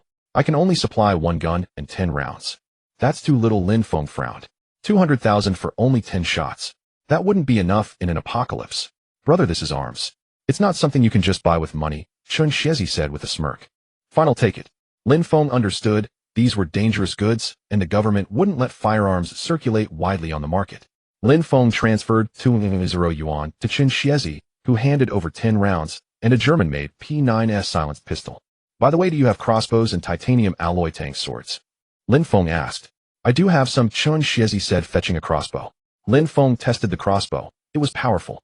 Then he tried the titanium alloy tang sword, slicing cleanly through a wrist-thick piece of wood. He bought 3 crossbows with 300 bolts and 3 titanium alloy tang swords costing another 6,000 yuan. Now Lin Feng was nearly drained. We also take on some gray area jobs, Chen Xiezi added. Got it. Lin Feng smiled, saving Chen Xiez's number just in case. He left with the pistol and crossbow, found a secluded spot, and stored the weapons in his space. Armed, Lin Feng felt an overwhelming sense of security. Then he called Zhou Heilong, planning to meet him. Brother, are you coming tonight? Zhou Heilong's laughter came through. Brother Zhou, I'll come this afternoon. I haven't eaten yet, Lin Feng replied. Good, I'll prepare food and wine. I have a 30-year Moutai here. Let's finish it today, Zhou Heilong said. Deal. He'll head over now, Lin Feng said. Come on, I'll wait for you, Zhou Heilong said. Lin Feng hung up, hailed a taxi, and headed toward Zhou Zaifa's place. In the backyard of Zhou Xiaofu jewelry store, Zhou Heilong was exceedingly elated upon receiving Lin Feng's call. Big brother, is he on his way? Zhou Kai stepped forward and inquired. He's coming. Now instruct someone to disable the surveillance cameras at the entrance of Zhou Zaifa's store. Also, have you secured the surgeon I requested? Zhou Heilong affirmed. I've already found the doctor. As soon as Lin Feng falls unconscious here, he can come over to perform the operation, Zhou Kai explained. Excellent, superb. This single heist is worth 3 to 5 years of toil, Zhou Heilong exclaimed with fervor. Hasten the preparation of food and wine. Upon hearing this, Zhou Kai hurried away to arrange the banquet. Meanwhile, Lin Feng arrived at the entrance of Zhou Xiaofu jewelry store and spotted Zhou Heilong waiting for him at the door. Brother Lin, welcome to my humble abode as my guest, Zhou Heilong greeted with a genial smile. President Zhou, I apologize for intruding upon you today. Lin Feng replied courteously. I've heard you have a penchant for liquor. Here are 2 bottles of Wuliangya. With that, he proffered the bottles to Zhou Heilong. You're too kind, brother, too kind, Zhou Heilong said, beckoning. Please come inside. Lin Feng nodded slightly and followed Zhou Heilong into the backyard of Zhou Xiaofu jewelry store. In the backyard, a banquet had already been laid out with 2 tattooed men seated nearby, one of them being Zhou Kai. They eyed Lin Feng's entrance as if appraising prey. Lin Feng caught Zhou Kai's gaze, a look all too familiar to him. It was the same predatory stare he had witnessed countless times during the apocalypse. Evidently, Zhou Heilong intended to double-cross him today. Fortunately, Lin Feng had already mastered spatial manipulation and acquired a silenced pistol, so he was undaunted by such a scenario. Brother Lin, these are my 2 brothers, part of the inner circle. Tonight it's just the 4 of us drinking together, Zhou Heilong said with a chuckle. Brother Lin, please have a seat. Zhou Kai also rose and gestured. Lin Feng found a seat and settled down. Come, let's raise a toast before we begin, Zhou Heilong declared, lifting his glass with a smile. Welcome, Brother Lin, to my establishment. Welcome, Brother Lin. Zhou Kai and the others also raised their glasses. Thank you all for your hospitality, Lin Feng said, raising his own glass. Clink. They clinked glasses and emptied them in one go. After drinking, Zhou Heilong, Zhou Kai, and the 3rd man wore triumphant smirks, gazing at Lin Feng as if he were a fool. President Zhou, what are you smiling about? Lin Feng fixed his eyes on Zhou Heilong and his 2 accomplices. Brother Lin, I have an impertinent request, Zhou Heilong said with a grin. I hope you will grant it. What matter? Lin Feng inquired, a hint of amusement in his voice, though inwardly he grew wary. Zhou Heilong was about to show his true colors. Yesterday you unearthed a piece of imperial green jadeite, and you also won a piece of old pit-ice species violet from Qinjiqiao. Sell these 2 emeralds to me. Zhou Heilong's tone turned chilly. Oh, what price are you offering? Lin Feng asked with keen interest. Zhou Heilong raised a single finger. 10 million. Lin Feng asked, bewildered. Zhou Heilong shook his head. Brother Lin, those 2 emeralds aren't worth 10 million. In my eyes, they're only worth 1 yuan. Lin Feng was incensed. President Zhou, you must be joking. A single imperial green is worth 20 million plus the violet. That's 26 million total. You want to take them for 1 yuan? That's outright robbery. Brother Lin, you misunderstand. Our boss is paying for your jadeite. If you're wise, hand it over, Zhou Kai sneered from the side. The other tattooed man reached out and clamped a hand on Lin Feng's shoulder. Lin Feng's face darkened. And if I refuse? If you refuse, you'll vanish from here, Zhou Heilong said with a mocking gaze. You won't have the fortune to enjoy those jadeites. Hand over the emeralds, and we can still be brothers. Zhou Kai added coldly. You're utterly lawless. I don't believe you dare to kill me. The streets are lined with surveillance cameras. My family will see me entering this courtyard. Lin Feng retorted icily. If you're smart, let me leave, and you'll pretend nothing happened. Huh? Zhou Heilong, Zhou Kai, and the 3rd man burst into uproarious laughter. They looked at Lin Feng as if he were a clown. Brother, you're still green. If I wanted to take you down, I'd make it airtight. Let me tell you, every camera at the entrance of Zhou Zaifa's store is broken. Zhou Heilong mocked. Exactly, there's 0 evidence that you ever set foot in this yard. As for random passers-by who would even notice you, Zhou Kai also boasted. I see. You've thought of everything, Lin Feng said, a wave of relief washing over him upon hearing their words. As long as the cameras were disabled, he could safely turn the tables on these men today. Enough. Hand over the jadeite. If it's at your home, tell us where, and we'll go retrieve it, Zhou Heilong barked. He had learned that Lin Feng hadn't sold the jadeite. Such valuable items were surely kept at home. I concede. Jiangsheng Mingwei 1608, in my bedroom safe, Lin Feng said, grabbing a set of keys and tossing them to Zhou Heilong. Lin Feng decided to lure one of them away first. Since there were 3 opponents, separating them would make the kill. Zhou Heilong took the keys and said gravely, Zhou Kai, you 2 watch him. He'll go fetch the imperial green and violet. If he resists, beat him to within an inch of his life, but make sure not to damage any vital parts. Understood, boss, Zhou Kai said, sitting beside Lin Feng and pressing down on his shoulder. Only then did Zhou Heilong leave with the keys and drive off. Seeing Zhou Heilong depart, Lin Feng instantly drew a German-made P9S silenced pistol from his spatial fold and shot the tattooed man straight through the heart. Bang! A muffled report sounded. The tattooed man's eyes bulged, a stream of blood trickling from his lips. His heart had been pierced clean through, and he crumpled to the ground. Arrow, you! Zhou Kai's face contorted in shock. He lunged for Lin Feng's neck. But Lin Feng had already anticipated this, sidestepping smoothly and training the silenced pistol on Zhou Kai's chest. You? Where did you get a gun? Zhou Kai stammered, his face ashen. Call Zhou Heilong. Tell him to come back and say the jadeite is on me. Lin Feng said with a smirk. He won't find a thing at my place. Trembling violently, Zhou Kai pulled out his phone and called Zhou Heilong, parroting Lin Feng's words exactly. Bang! Lin Feng fired a shot straight into Zhou Kai's heart. Zhou Kai's eyes widened as he stared at Lin Feng in disbelief. He never imagined this young man could be so ruthless and decisive. Then Zhou Kai collapsed into a pool of blood. Afterward, Lin Feng sat down on a chair and waited for Zhou Heilong's return. Zhou Heilong had just passed a traffic light when he received Zhou Kai's call. Upon hearing that Lin Feng had the jadeite on him, Zhou Heilong felt a burning urge to curse every ancestor of Lin Feng's lineage. He promptly turned the car around and drove back to Zhou Xiaofu jewelry store, parking at the entrance. Damn it, I'm going to teach that bastard a lesson. Zhou Heilong cursed as he stepped out of the car. That bastard Lin Feng had actually deceived him. He pulled a stun baton from the vehicle and strode toward the backyard of Zhou Xiaofu jewelry store. But the moment he entered the backyard, he saw Zhou Kai and the tattooed man lying on the ground, blood pooling around them. Zhou Heilong's face drained of color, and he turned to flee. President Zhou, what's the hurry? Lin Feng's voice rang out with mockery. Zhou Heilong looked up, his face ashen, as he saw Lin Feng pointing a gun at him. Brother Lin, it's a misunderstanding, a total misunderstanding. Zhou Heilong said with a fawning smile. He could never have dreamed that Lin Feng had come prepared, even carrying a firearm. Misunderstanding. Lin Feng said with a sardonic smile.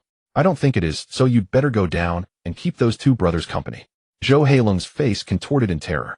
Just as he was about to beg for mercy, he heard a sharp sound piercing the air, followed by a searing pain in his chest. And then he collapsed into a pool of blood. Lin Feng entered Zhou Heilong's room and soon found a massive safe in the bedroom, larger than a refrigerator, but it required fingerprint verification. He immediately returned to the courtyard, severed Zhou Heilong's hand, and pressed it against the safe, which switched. Inside the safe were piles of jadeite, 12 pieces of old pit ice type violet, 12 pieces of coxcomb red, and 3 pieces of imperial green. In addition to the jadeite, there were 13 raw boulders the size of basins, each labeled with a price. The cheapest at 5,000 yuan, and the most expensive at 8 million yuan. Damn, with such a rich collection you still want to rob me. Too greedy, Lin Feng muttered, swallowing hard. But now all these jadeite and raw boulders were his for the taking. Lin Feng swept all the imperial green, violet, and coxcomb red jadeite into his space, which expanded at a visible rate. Originally only 18 cubic meters, the space now reached a full 100 cubic meters. When it expanded to that volume, Lin Feng faintly sensed a change within himself, though he couldn't pinpoint what it was. Then Lin Feng began collecting the raw boulders. As soon as he touched one, the internal structure of the stone materialized in his mind, a piece of red jadeite embedded within. This astonished Lin Feng. He reached for other stones, and their internal structures appeared in his mind one after another. He tossed the stones into his space, where they emitted streams of colored energy, confirming that the structures he had seen were accurate. And touching other objects yielded the same result. He could see their internal structures. Impressive, this must be a new ability derived from the expansion of my space. Lin Feng muttered to himself. He searched further in Zhou Heilong's room, and found a cardboard box containing 3 imperial green necklaces and 2 imperial green anklets. Zhou Heilong was truly wealthy. Lin Feng thought, his spirits lifting at the sight of these 5 jadeite ornaments. But when he picked them up, he wanted to curse. Tossing them into his space yielded no green energy, and the space didn't expand. Clearly these 5 imperial green items were fakes.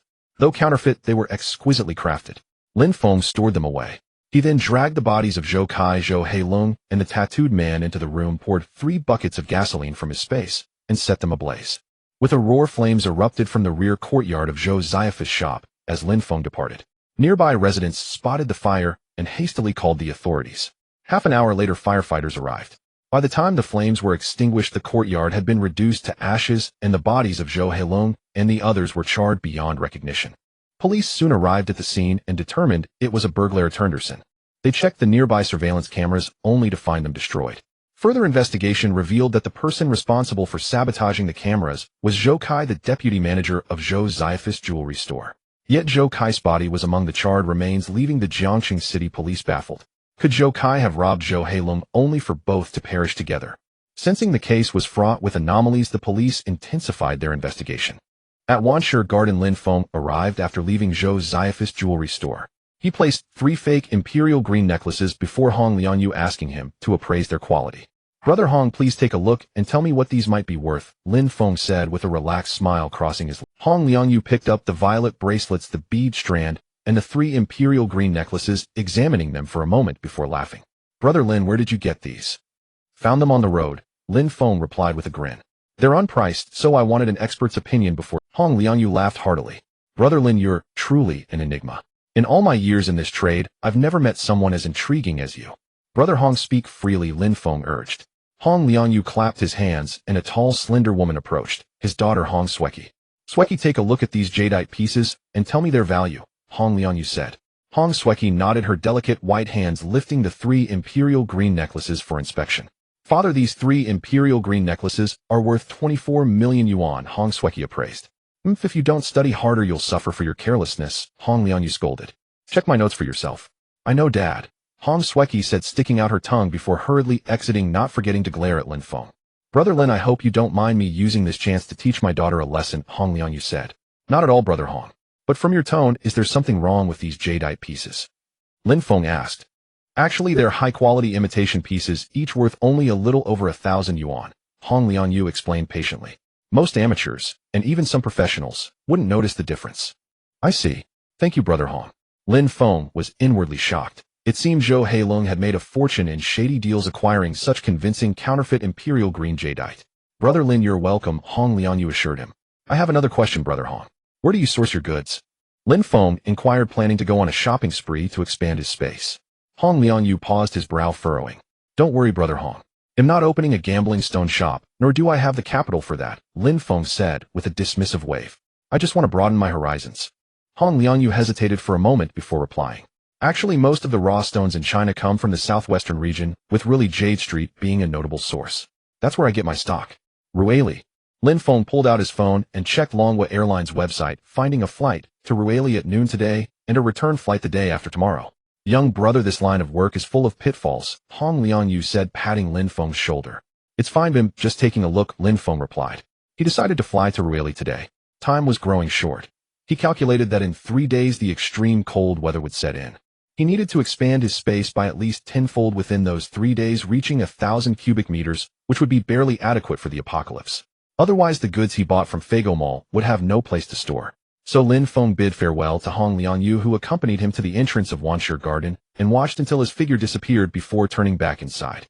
"Dad, I rarely see you personally see off guests at the entrance," Hong Sweki said, approaching with a notebook in hand. Her father had a prominent status in Jiangxing City, well connected in both the legitimate and underworld circles.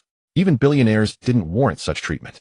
"This young man is no ordinary person," Hong Liangyu said quietly. "I don't see it, he's just a bit lucky." Hong Sweki shook her head. "Sending you abroad to study has made you naive." Hong Liangyu tapped Hong Sweki's forehead. "Dad, what's so remarkable about him?" Hong Sweki retorted stubbornly. "Just over half an hour ago, a fire broke out at Zhou Heilong's home. The charred bodies of Zhou Heilong, Zhou Kai, and another man were discovered at the scene. Moreover, 3 P9S bullets were found, indicating the 3 were killed with a silenced P9S pistol," Hong Liangyu explained. "So, they're dead. They weren't pushovers either. Who could have taken them out?" Hong Sweki wondered aloud. "And those fake imperial green necklaces Lin Feng carried belonged to Zhou Heilong," Hong Liangyu continued. "Zhou Heilong's supply chain runs through our own." "Then, could Lin Feng have bought them from Zhou Heilong?"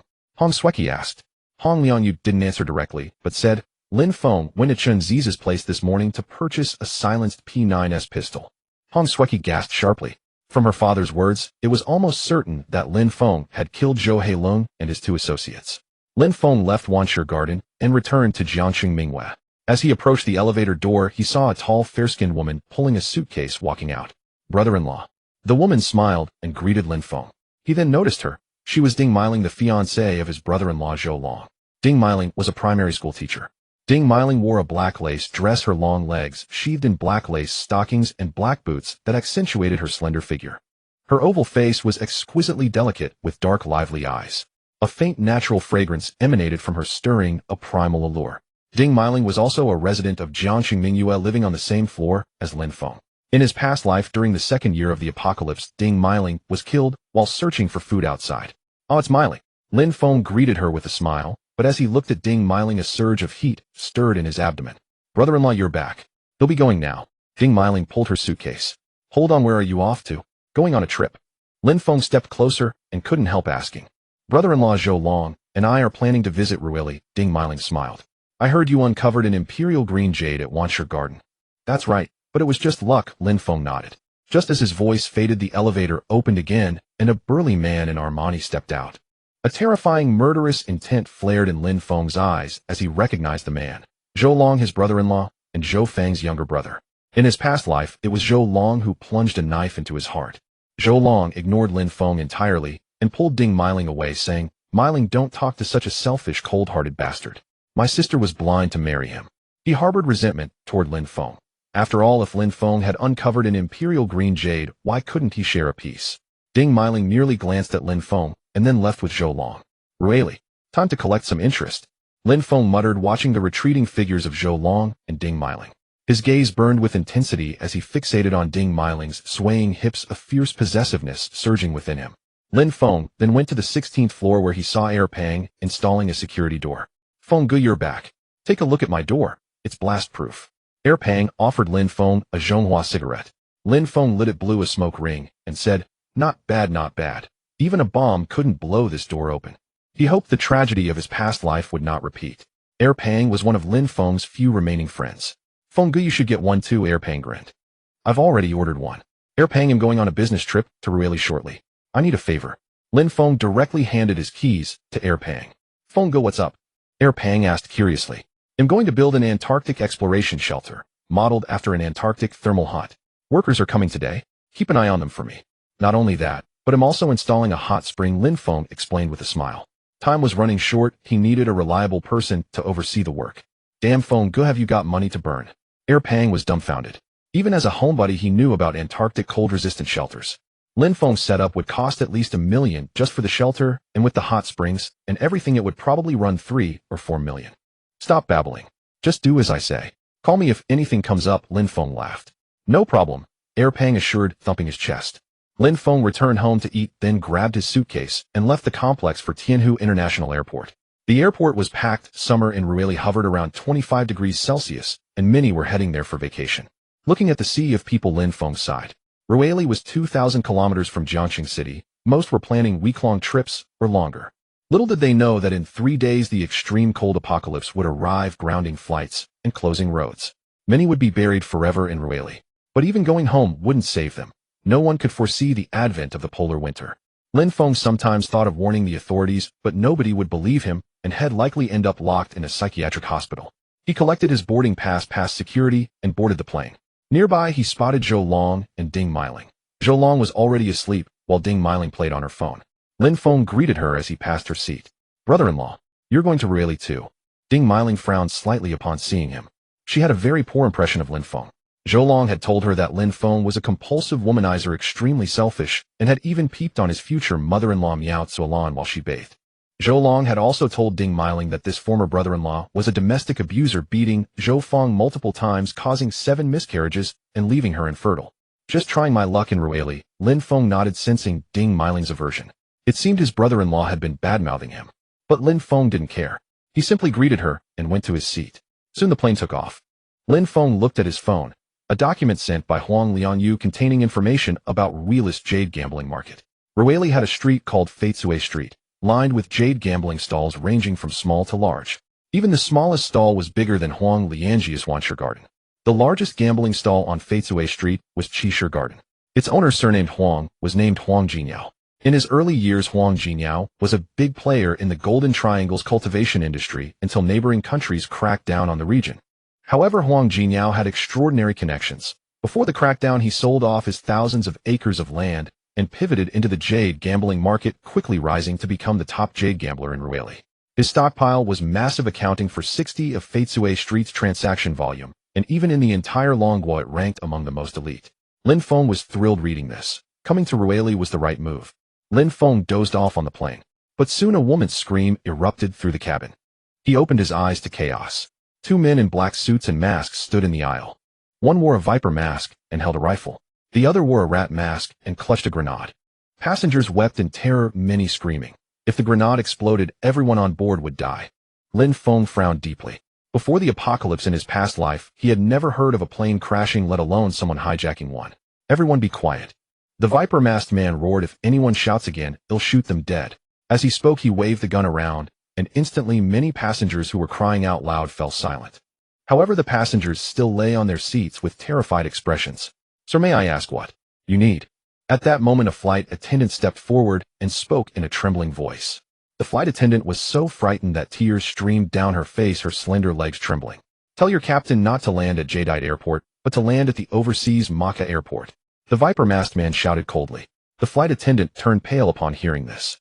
Maka Airport was an overseas airport built in a valley. If the plane landed there, all the passengers would be at the mercy of others. Many passengers on the plane also turned pale. This was no different from courting death. Don't worry, we just want to take this plane to Maka Airport. After landing, you can fly back to Jadeite Airport. The viper-masked man said sinisterly. That's right, you don't need to worry about safety at all, the rat-masked man said, holding a grenade and sneering. The flight attendant and many passengers felt a sinking feeling in their hearts. No one believed the two masked men. Were these two men carrying weapons onto the plane just to leave the country? Who would believe that? The rat-masked man and the viper-masked man grew furious when they saw the flight attendant not speaking. Fine, it seems you won't shed tears until you see the coffin. He'll kill one person now to give you a taste of fear. The viper-masked man said with a sinister smile. As he spoke, he looked at a little girl in the nearest seat. The girl had already been crying in fear, and before her tears had stopped, the viper-masked man grabbed her ponytail. Aunt! The little girl cried out in pain. Don't kill me, don't kill me. Don't touch my child. The girl's mother hurriedly stood up to snatch her child back. You're asking for death. The rat-masked man took a wrench from his pocket and smashed it directly onto the back of the mother's head. Blood flowed from the back of her head, and she collapsed onto the seat. Tell the captain to go to Maka Airport. At that moment, many passengers on the plane screamed again. Many cried and shouted at the flight attendant to inform the captain to go to Maka Airport. Everyone shut up. The rat-masked man shouted, whoever screams again, he'll kill them first. As he spoke, he picked up the wrench and smashed it on the heads of several screaming passengers. Those passengers clutched their heads and moaned quietly. The other passengers trembled all over, trying hard to suppress their sobs. The little girl caught by the viper-masked man was also too scared to cry. All right, I'll give your captain 5 minutes. If he doesn't make a satisfactory choice within 5 minutes, he'll send her off. The viper-masked man held his pistol, aiming the muzzle at the little girl's head from above. This ensured that the bullet would penetrate the girl's body from the top of her head without damaging the plane. If the captain doesn't make a choice in 5 minutes, we'll kill one person every 10 seconds. The rat-masked man came to the flight attendant and threatened. The flight attendant trembled, then turned and walked towards the cockpit. Meanwhile, the two kidnappers also pressed the little girl and found a seat to sit down. At this moment, many people on the plane were still sobbing quietly, but some had begun to write wills as the possibility of facing death was quite high. Lin Feng looked around calmly, then his gaze fell on Zhou Long and Ding Meiling, who were sitting not far away, both with faces as pale as death. It's all that Jinx Lin Feng's fault. If he had given me the Imperial Green, how could I have come to Rueli? Zhou Long cursed in a low voice. At this moment, Zhou Long was filled with resentment towards Lin Feng. Lin Feng had unearthed the Imperial Green. Why didn't he give a share to him? After all, his sister had been with Lin Feng for several years. If Lin Feng had given him the Imperial Green, he wouldn't have come to Rueli. If he hadn't come to Rueli, he probably wouldn't have encountered this danger. In short, Zhou Long blamed all the danger he was now facing on Lin Feng. Zhou Long, what are you saying? Ding Meiling vaguely heard Zhou Long cursing Lin Feng under his breath. Him cursing that selfish villain, Zhou Long said angrily. Ever since my sister married him, our family has never had a single smooth thing happen. Zhou Long, they're already divorced. There's no use saying anything now, Ding Meiling said softly. Luckily, they divorced. My sister can marry Chen Jichao now. Chen Jichao is 100 times better than him. A trace of comfort appeared on Zhou Long's face when he thought of this. Lin Feng, a few seats away, couldn't help yawning. Is someone cursing me? Lin Feng suddenly looked at Zhou Long not far away, finding him pale, with fear, muttering something. Lin Feng didn't dwell on it. He was thinking about how to kill the viper-masked man and the rat-masked man. If the plane crashed, even he would not escape death. He could only let his consciousness enter the space, but his body could not enter. Even with the space's protection, he would die. If the plane flew to Maka Airport, it would also be extremely dangerous. After all, the overseas region was more chaotic, with those powers possessing formidable firepower, making it extremely difficult for him to escape. Therefore, the rat-masked man and the viper-masked man must die, and without giving them a chance to use grenades and guns. If the grenade exploded, everyone on this plane would die. If the pistol misfired and hit the plane's window, the people on the plane would likely freeze to death, and the plane would crash. At this thought, Lin Feng's gaze turned fierce. These two hijackers had run straight into his gun sights. 5 minutes passed quickly, but the captain in the cockpit did not come out, which infuriated the rat-masked man and the viper-masked man. The passengers on the plane also grew fearful. Fine, it seems the captain doesn't believe I would shoot and kill someone on the plane, the rat-masked man sneered. He'll give a demonstration. As he spoke, the rat-masked man prepared to pull the trigger and shoot the little girl. Wait. At that moment, Lin Feng stood up from his seat and said with a smile, if you shoot, there's a 1% chance the bullet will go through her head and hit the plane. If the plane gets damaged, you'll die too. The passengers saw Lin Feng stand up and were overjoyed. Finally, someone had stepped forward. However, some also mocked Lin Feng, thinking he was overestimating himself and seeking death. This idiot, good, I hope the hijacker shoots him dead. Zhou Long cursed upon seeing Lin Feng stand up. Ding Miling, sitting nearby, was shocked. Lin Feng had actually stepped forward. Hadn't Zhou Long said Lin Feng was selfish and cowardly? What? You're meddling. The viper-masked man glared at Lin Feng with a fierce look. You're tired of living, the rat-masked man also sneered. You two are after money, why risk your lives? I can help you convince the pilot to head to Macca Airport. Lin Feng approached with a smile. This remark instantly ignited the fury of the passengers on the plane. They had thought Lin Feng was there to save them, but now it seemed he was in league with the hijackers. Damn it. You bastard, get back to your seat. Would rather crash than go to Macca Airport. This kid is clearly with the hijackers. One plays the bad cop, the other the good cop. Exactly, watch out for these two, playing good cop, bad cop. Damn him. Where in Jiangcheng is this guy from? If I ever get the chance to go back alive, I'll kill him. Many passengers, upon hearing Lin Feng's words, erupted in curses, convinced that Lin Feng, the man in the rat mask, and the man in the snake mask were all in cahoots. That damned Lin Feng. Zhou Long glared at Lin Feng with venomous eyes. Ding Miling sat in her seat, trembling with fear, a faint sense of disappointment settling in her heart. The snake-masked man and the rat-masked man exchanged glances, a flicker of delight in their eyes. As long as a passenger stepped forward to agree to head to Macca Airport, they had found a breakthrough. Once that breakthrough was made, the psychological defenses of both the passengers and the pilot would crumble, and the plane would eventually fly to Macca Airport. You're quite something, the snake-masked man said, eyeing Lin Feng. What plan do you have? If your plan doesn't work, we'll kill you just the same. The rat-masked man warned menacingly. Lin Feng explained, such words can't be said out loud. They'd lose their effect. Gentlemen, could we speak in private, say, in the restroom? He couldn't possibly kill the two hijackers in front of all the passengers.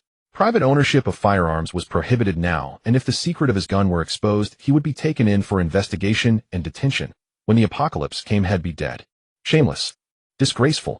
Many passengers muttered in low voices, clearly seeing that Lin Feng was guarding against them. The rat-masked man and the snake-masked man exchanged uneasy glances. They looked at each other, clearly harboring some concerns. Yet both knew Lin Feng wasn't lying. Discussing the plan here would likely be noticed by the passengers and the pilot. Racco talked to him. If anything goes wrong, pull the grenade pin. The snake-masked man said in a low voice. His words were also a warning to Lin Feng. Don't try any tricks or you'll die without a burial place. The rat-masked man nodded slightly, then stepped up to Lin Feng and said, let's go. We'll talk in the rest. Lin Feng nodded with a smile. Don't worry, my plan is brilliant. Cut the crap. The rat-masked man said fiercely. If you try anything, he'll kill you. I value my life too much, and I'm terribly afraid of death, so please rest assured, boss. Lin Feng said with a fawning smile. The rat-masked man snorted and went with Lin Feng toward the restroom. The snake-masked man and many passengers kept a wary eye on the airplane restroom. Lin Feng and the rat-masked man entered the restroom. The restroom was cramped, barely enough for 3 or 4 people. Lin Feng locked the door, and as he bent down, placed a bullet in a corner. All right, let's hear your brilliant plan, the rat-masked man said with a laugh. If we land safely at Macca Airport, I'll recommend to higher-ups that you be pardoned and allowed to return home.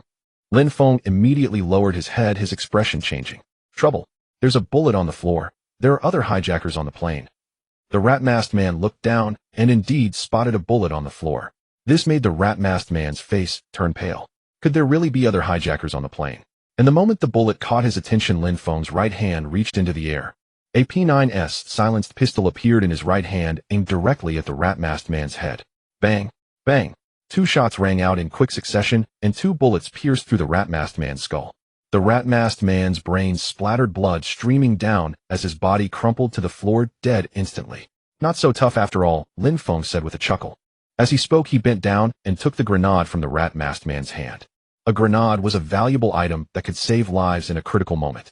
Lin Feng had tried to buy one from Chen Xiezi, but but couldn't get any, and now he had picked one up on the plane. Lin Feng tossed the grenade into his spatial storage, then straightened his clothes and walked out. The snake-masked man, seeing Lin Feng emerge alone, demanded coldly, "Where's Rat?" "Oh, he's still using the restroom. I came out first. He also told me to call you over because he doesn't trust my plan," Lin Feng said with a smile. "If you're lying to me, he'll shoot you dead." The snake-masked man sensed something was off and stepped forward, pressing his gun against Lin Feng's head. "Boss, don't shoot. I'm not lying to you." Lin Feng hurriedly put on a fawning smile. "He's got a grenade. Who can outsmart him?" Shh. The snake-masked man thought it over. Indeed, with a grenade in hand, Rat was in an invincible position. Unless Lin Feng had a silenced gun to ambush Rat, which was impossible, they had an insider planted among the security screeners. These passengers couldn't even bring a nail clipper or a lighter, let alone a gun. "Boss, I'm really not lying. Let's go over there," Lin Feng said with an ingratiating smile. The snake-masked man finally followed Lin Feng toward the restroom. "Rat! Rat!" The snake-masked man knocked on the door. Although he had temporarily believed Lin Feng, the restroom has great soundproofing. "Just open the door, and you'll see," Lin Feng said with a smile. The snake-masked man kept one hand aiming his pistol at Lin Feng's head, while carefully pushing the door open with the other. The moment the door swung open, the snake-masked man's face contorted in shock. He saw blood oozing from Rat's head, his skull shattered. He immediately pulled the trigger, intending to kill Lin Feng. But before he could fully squeeze the trigger, a wrench materialized in Lin Feng's hand, the same wrench he had taken from the rat-masked man. Bang! The gun in his hand discharged the bullet, straying and hitting the steel panel of the cabin. "Ah!" The snake-masked man let out a blood-curdling bang. The gun in his hand discharged the bullet, straying and hitting the steel panel of the cabin. "Ah!" The snake-masked man let out a blood-curdling scream. Lin Feng snatched the pistol from the snake-masked man's hand and fired a shot into his head. The snake-masked man's skull burst open and he died instantly. A sudden scream on the plane startled many passengers. They all saw Lin Feng at the door of the airplane lavatory holding a gun and shooting at the poisonous snake-masked man, who fell in a pool of blood. They then realized that this man was actually saving them, and he had successfully killed the poisonous snake-masked man. Lin Feng smiled at the crowd and said, "Everyone, these two hijackers have been killed by me."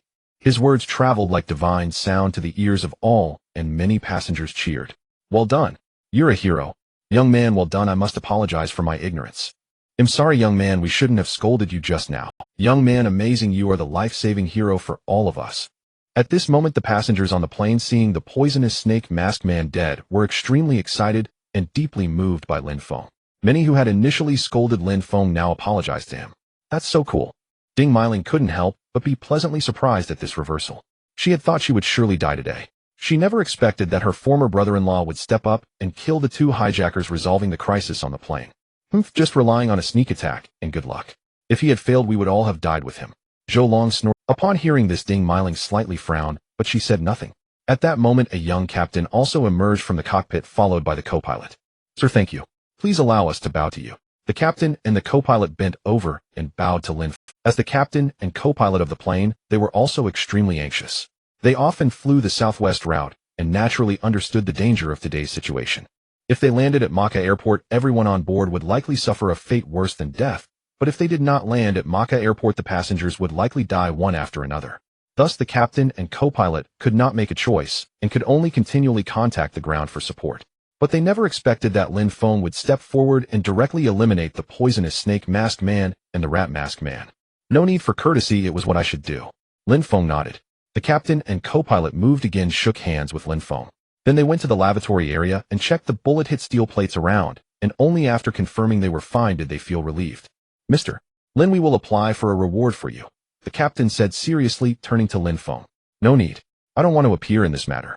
It was the captain and co-pilot who resolved the crisis. Lin Feng looked at the captain and co-pilot with a half-smile. The one who killed the rat-masked man used a P9S silenced pistol. Although Lin Feng had already retrieved the bullets, it might not escape the eyes of some forensic experts. If it were traced, it would be troublesome, and Lin Feng didn't want to cause trouble for himself. Upon hearing this, the captain and co-pilot looked at each other, not expecting Lin Feng to give up the reward. "Mr. Lin, thank you." The captain and co-pilot again bowed to Lin Feng in gratitude. Lin Feng yielding this credit meant the reward would fall on them, and they would gain great benefits. Lin Feng was their great benefactor. "You can attend to the bodies." Lin Feng turned and went back to his seat. The captain and co-pilot went into the lavatory and found that the rat-masked man had been shot to death, but there was no firearm around. They realized that Lin Feng probably also carried a firearm. "Captain, how should we report this?" the co-pilot asked, looking at the captain.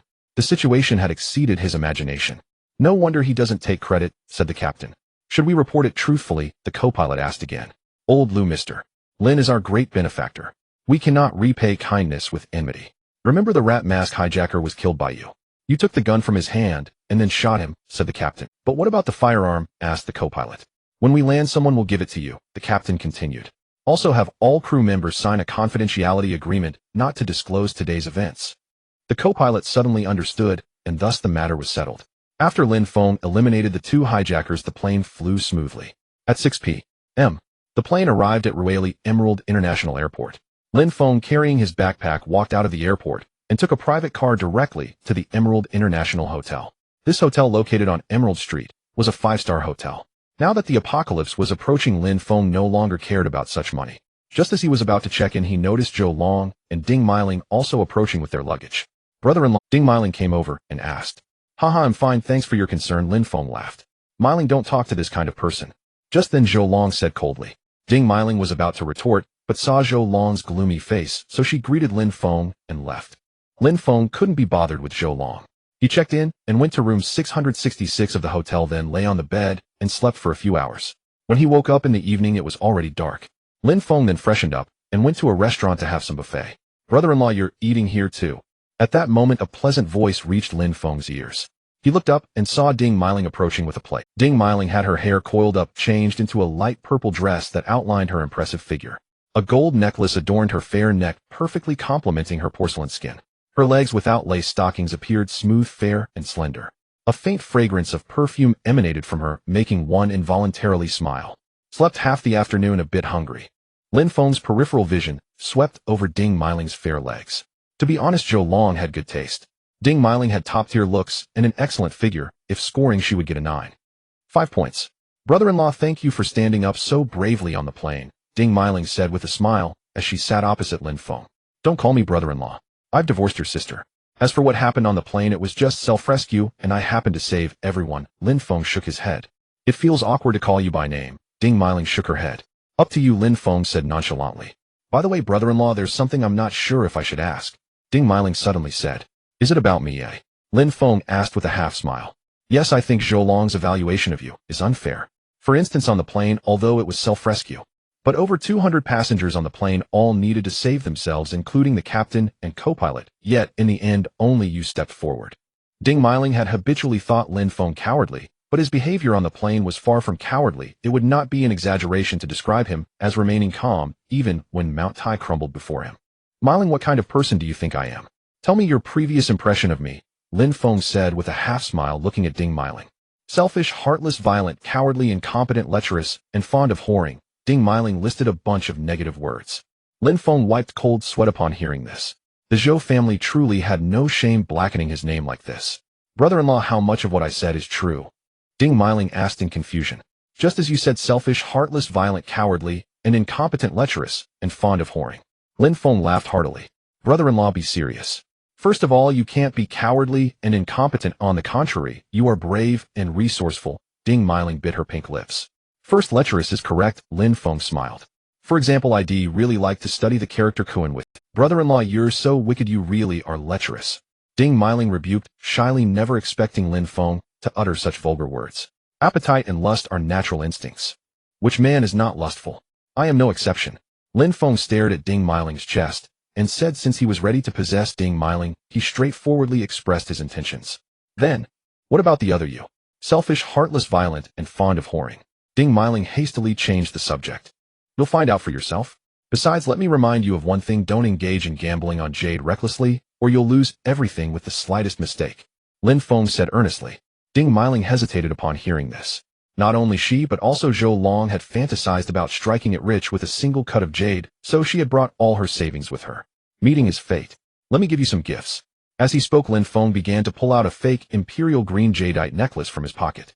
To lure a girl, one must use bait. This fake imperial green necklace was excellent bait, and Lin Feng could tell that Ding Meiling desperately desired an imperial green jadeite necklace. Ding Meiling was astonished when she saw Lin Feng produce the imperial green jadeite necklace. She extended her fair jade-like hand to take it. Brother-in-law, are you really willing to give this to me? It's worth millions. Ding Meiling said cautiously. She had once seen an official wearing an imperial green jadeite necklace, and that official said it started at 5 million. Words once spoken are like water spilled. Lin Feng smiled. Let me put it on for you. As he spoke, he reached his hand toward Ding Miling's neck. Ding Miling hesitated for a moment, but ultimately did not resist Lin Feng. Lin Feng removed the gold necklace from Ding Miling's neck, and then hung the imperial green jadeite necklace around it. Although this imperial green jadeite was counterfeit, it looked no different from a genuine imperial green jadeite necklace. It set off Ding Miling's snow-white neck, making her demeanor appear more noble. At that moment a waitress passed by and saw the imperial green jadeite necklace around Ding Miling's neck, full of envy. Wow, miss, your boyfriend is amazing. He gave you an imperial green jadeite necklace. The waitress couldn't help exclaiming. Ding Miling looked embarrassed upon hearing this. She couldn't very well say that the man in front of her was not her boyfriend, but her brother-in-law. Just get on with your work. Lin Feng waved his hand directly, dismissing the waitress. Yes, sir. The waitress nodded with a smile and left. However, she stood together with several other waitresses discussing the imperial green jadeite, occasionally glancing toward Lin Feng and Ding Miling. Feeling the envious gazes of the crowd, Ding Miling was immensely proud, her vanity greatly satisfied. It's just an imperial green jadeite necklace. Stop looking in the mirror and hurry up and eat. After the meal, it'll take you to the Jade Street for a stroll. Besides, since we're on the border, don't wear the jadeite while out. Lin Feng cautioned, mainly worried that experts might recognize it while they strolled down the Jade Street, as there were many connoisseurs there. Got it, Ding Miling said hurriedly, then removed the imperial green jadeite and carefully stored it away. After the meal, Lin Feng took Ding Miling and headed to the Jade Street. Jade Street stretched 10 li from north to south, located in the southwest of Rueli. The street was filled with raw jade boulders everywhere, and the sound of cutting stones came from all directions, mixed with excited shouts. Lin Feng led Ding Miling along the street, and soon arrived at the southern end of Jade Street, where even more stones were piled up like mountains. Qi Shi Yuan, they have the most stones, Ding Miling said. Indeed, Qi Shi Yuan is the largest raw material supplier in Rueli, and one of the top few in Longhua. Lin Feng explained. Just as his voice faded, a Mercedes-Benz approached from not far away. The door opened, and a man stepped out. It was Chen Jichao. Chen Jichao was smoking a cigarette and wearing sunglasses. When he saw Lin Feng, his face instantly darkened. How could he run into Lin Feng everywhere? Chen Jichao, what a coincidence, we meet again. Lin Feng greeted him with a smile. Did you fly here to give me money? Chen Jichao stared at Lin Feng with a sinister look, then his eyes fell on Ding Miling beside him. Although Ding Miling wore a sun hat that obscured her face, he felt he had seen her somewhere before. Ding Miling also felt flustered at the sight of Chen Jichao, because Zhou Long had once taken her to Chen Jichao's birthday banquet, so they had met before. Lin Feng, if you've got guts, gamble with me. Chen Jichao fixed his gaze on Lin Feng. You got lucky last time, but you won't be so lucky this time. Ever since he lost to Lin Feng last time, Chen Jichao had flown overnight to Rueli and sought advice from the president of the Rueli Gambling on Jade Association, greatly improving his skills. Moreover, in the past 2 days he had cut several stones, and all had increased in value. This boosted Chen Jichao's confidence immensely, and he longed to return to Jiangxing City to humiliate Lin Feng, but unexpectedly, he ran into Lin Feng in Rueli. Lin Feng smiled and said, Chen Jichao, you're a loser. I don't want to gamble with you, you're not worthy. Don't waste my time. He was here to scout the area and had no time to play gambling games with Chen Jichao. With that, Lin Feng led Ding Miling deeper into Qi Shi Yuan. Chen Jichao quickly ran up to block Lin Feng and said, Lin Feng, you're just too chicken to gamble with me. No wonder Zhou Feng looks down on a useless guy like you. Lin Feng fixed his eyes on Chen Jichao upon hearing this. Chen Jichao, there are too many accounts between us. I originally planned to settle them in a few days, but since you walked into my gunfire today, they'll collect some interest first. We'll see if you have the ability to collect interest, Chen Jichao sneered. They'll be waiting for you inside. With that, he turned and got into the car, heading deeper into Qi Shi Yuan. Brother-in-law, I heard that Chen Jichao has a very good relationship with the president of the Rueli Gambling on Jade Association, and that president is extremely skilled, Ding Miling said in a low voice. No matter, let's go in now. Lin Feng nodded. Thereupon Lin Feng and Ding Miling also walked into the depths of Qi Shi Yuan. Lin Feng casually touched many stones, and the internal structures of these stones appeared in his mind. These stones contained a great deal of jadeite, and their quality far surpassed those at Hong Lianjia's place. Then Lin Feng looked around and found that the surroundings were covered with 360-degree cameras, at least over 100. He took out his phone and recorded a video to document the situation. Excuse me, are you Mr. Lin? At that moment, a young lady in a cheongsam came up to Lin Feng. What is it? Lin Feng asked. Mr. Chen is waiting for you over there. He asked you to come over. The cheongsam lady smiled and pointed not far away. Lin Feng looked and saw a pavilion where Chen Jichao was smoking, blowing clouds of smoke. Tell him he'll be there soon, Lin Feng said with a smile. All right, Mr. Lin. The Cheongsam lady turned and left. Lin Feng immediately sent the video to Chun Shiezi, who not only sold weapons, but also handled some shady affairs for others. Soon Chun Shiezi replied. Chun Shiezi, what do you mean? Are these the cameras at Realist Chi Shi Yuan? Lin Feng, good eyes. I want these cameras to malfunction for a short time. He had no choice. He couldn't possibly put these stones into his space right under the cameras.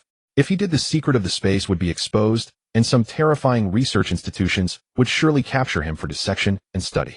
Chun Shiezi, damn, that's really true. You've got big balls. Do you know the background of the owner of Chi Shi Yuan? Didn't Hong Liang you tell you? Lin Feng, he did, but I assure you I won't steal the stones here. Chun Shiezi, are you out of your mind?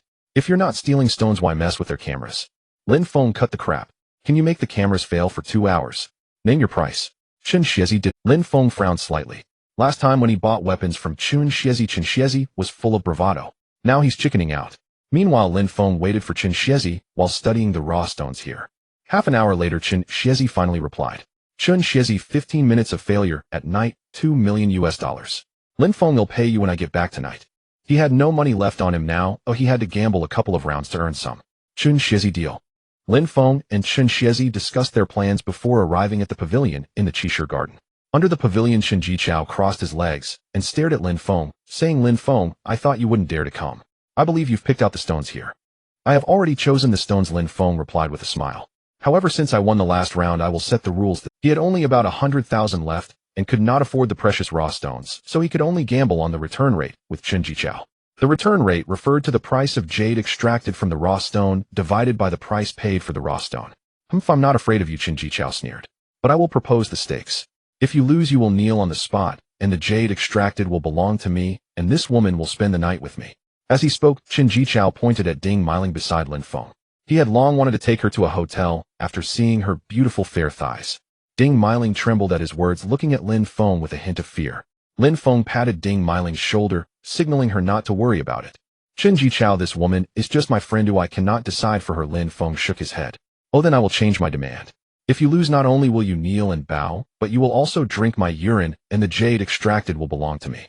Chen Jichao thought it wouldn't be bad for Lin Feng to drink his urine as well. You too, if you lose, kneel, drink my urine, and the jade extracted will belong to me. Lin Feng said directly, since Chen Jichao wanted to play, they would go all the way. Fine. Chen Jichao's gaze was fiercely intimidating. They immediately called Huang Yingshan, the deputy general manager of Qishir Garden, as a witness. Huang Yingshan was the brother of the big boss of Qishir Garden, Huang Jinyao. Huang Yingshan wore tattered military attire, his face marked with scars, followed by several security guards holding shotguns. Lin Feng sensed a murderous aura from these men. They had clearly taken lives. No wonder Chen Shiezi was so apprehensive about Qishir Garden. Brother-in-law, can we not gamble? It's very dangerous here, Ding Mailing whispered from behind Lin Feng. It's fine as long as we don't violate the rules of Qishir Garden. Lin Feng nodded, saying, once I win, I will gift you a Maybach, of course with conditions. What conditions? Ding Mailing couldn't help but ask. Lin Feng turned and whispered with a laugh, let's go to the hotel to play cards and study the structure of the character Kuan.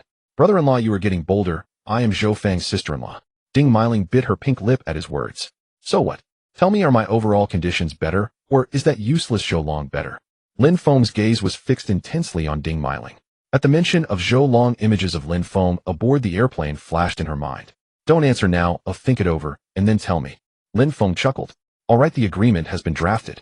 I hope both parties adhere to the rules of Qishir Garden. If any rules are violated, I will have them teach you the rules. At this moment, Huang Yinlong's voice, filled with menace, resounded.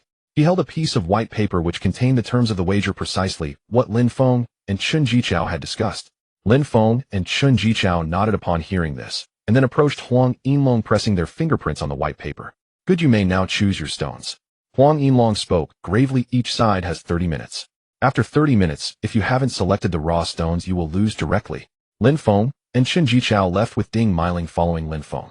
They headed straight to Area 7 of Qishir Garden, which was the cheapest area for raw materials, consisting of stones that had been filtered through multiple layers, known as the waste stone area. There were thousands of stones here, all priced below 10,000.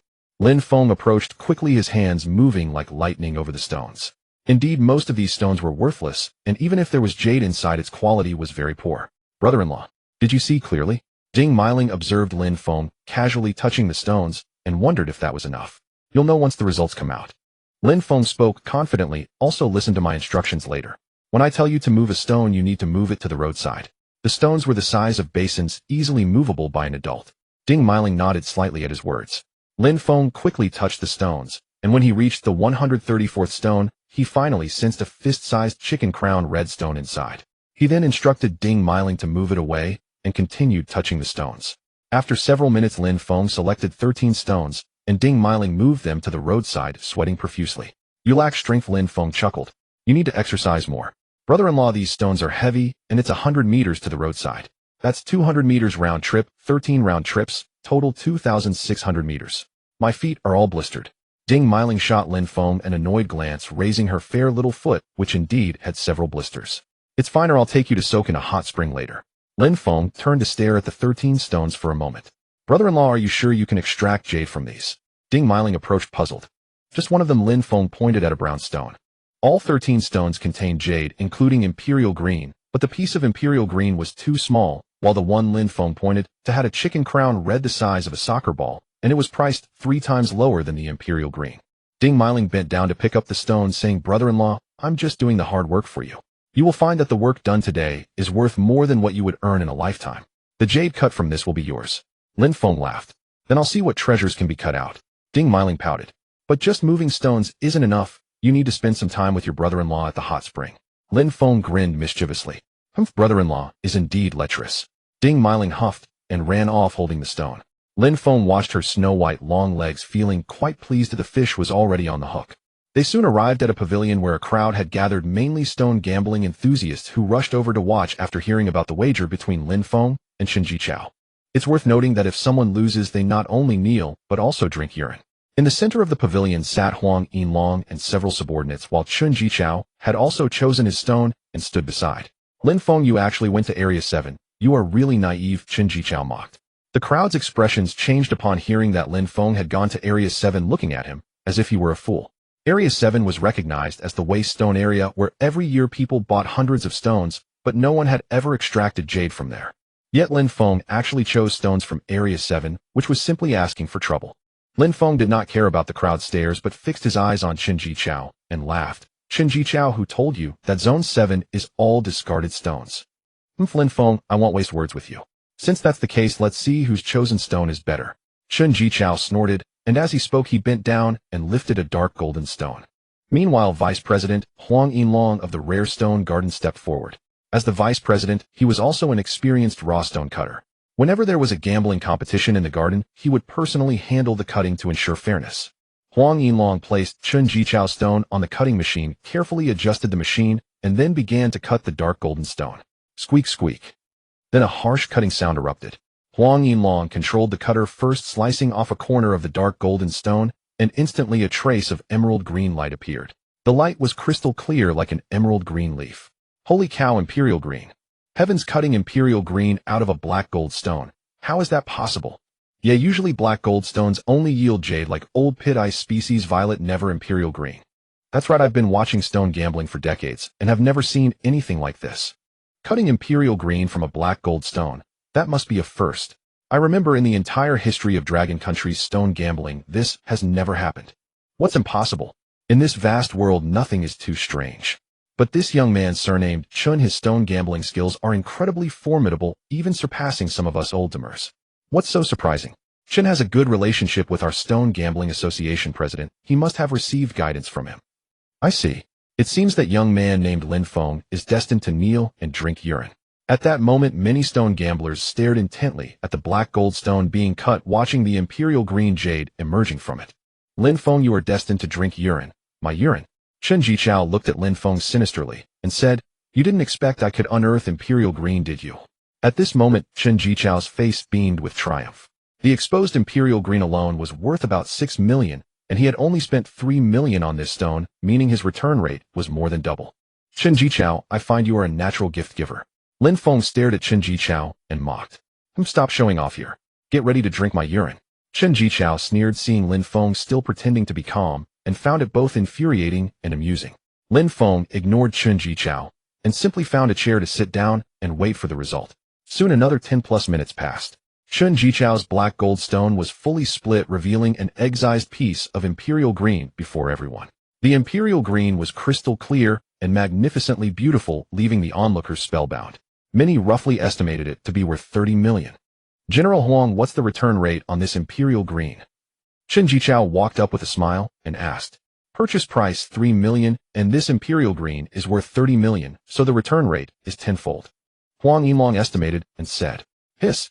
The crowd drew in a sharp breath upon hearing this. A tenfold return rate was rare in the stone gambling business, and it was imperial green at that. Truly a one cut to heaven. Chen Jichao grew increasingly smug upon hearing this. He looked down at Lin Feng and said, Lin Feng, see that? Tenfold return. Just admit defeat, and I'll let you drink half a bladder of urine and kowtow 50 times.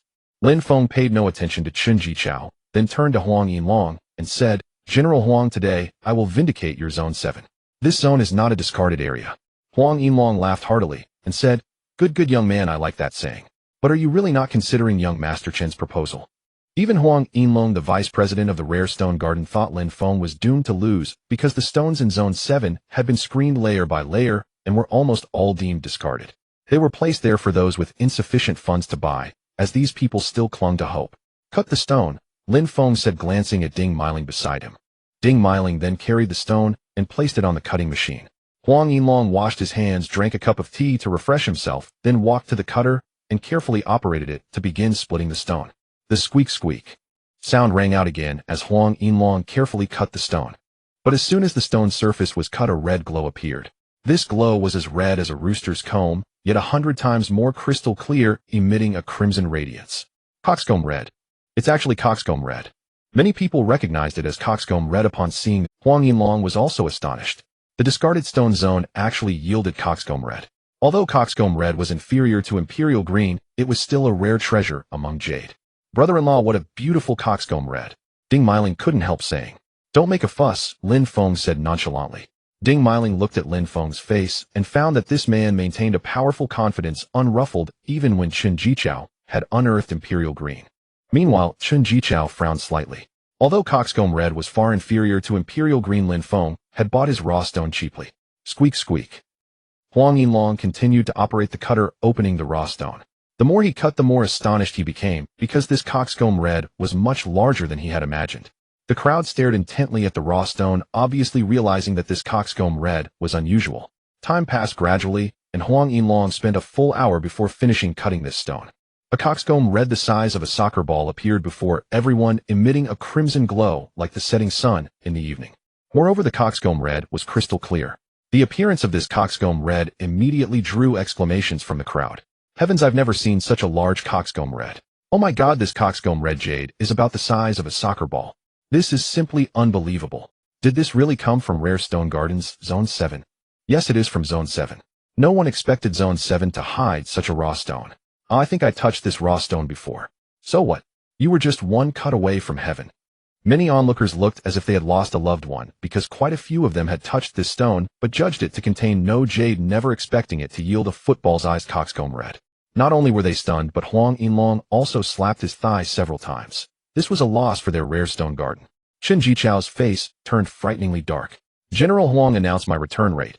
Lin Feng stepped forward and said with a smile. Huang Yinlong took a deep breath and said, the initial estimate for the coxcomb red is 30 million and your purchase price was 3,000, so your return rate is 10,000 times. When he stated this result, he himself found it hard to believe, but the facts were right before him, leaving him no choice but to accept it. A 10,000-fold return rate.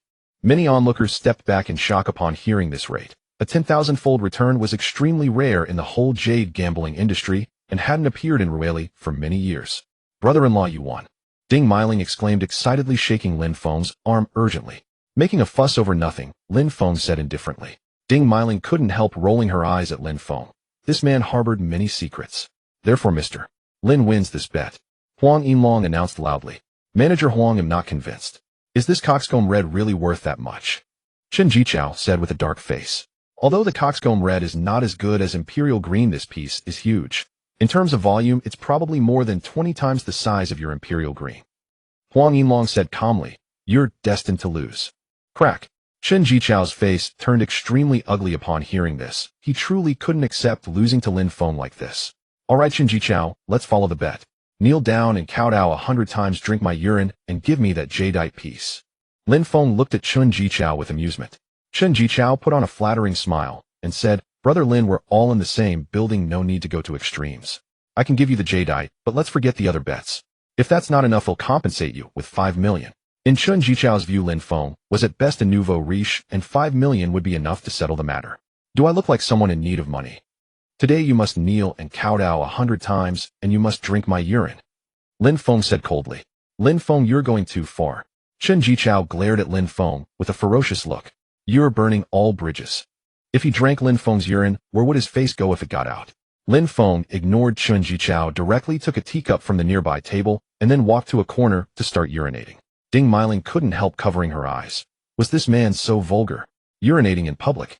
Seeing Lin Feng urinate, Chun Jichao was so furious he wanted to kill. Lin Feng looked at Chun Jichao and smiled. "Classmate Jichao, come over and let's start." Chun Jichao walked up to Lin Feng, then knelt on the ground, kowtowed, and then drank. A few minutes later, Chun Jichao vomited. "Just you wait. This isn't over." Chun Jichao knelt on one knee, pointing at Lin Feng. "Chun Jichao, this is just a small lesson. Next time I'll make you eat shit." Lin Feng mocked. "It'll make you die miserably." Chun Jichao threatened, then left without looking back. "Congratulations, Mr. Lin." Huang Yinlong stepped forward and cupped his hands. "Mutual congratulations. I told you your family's Zone 7 is not a waste area. There are many treasures too." Lin Feng smiled. "Thank you, Mr. Lin, for vindicating Zone 7. By the way, can you sell me this coxcomb red?" Huang Yinlong smiled. "He'll offer you 31 million. Lin Feng politely declined. "Manager Huang, I'm keeping this coxcomb red for myself. I can sell you a football-sized coxcomb red was extremely rare. Just now he sent a photo to Hong Liangyu, who offered a high price of 45 million.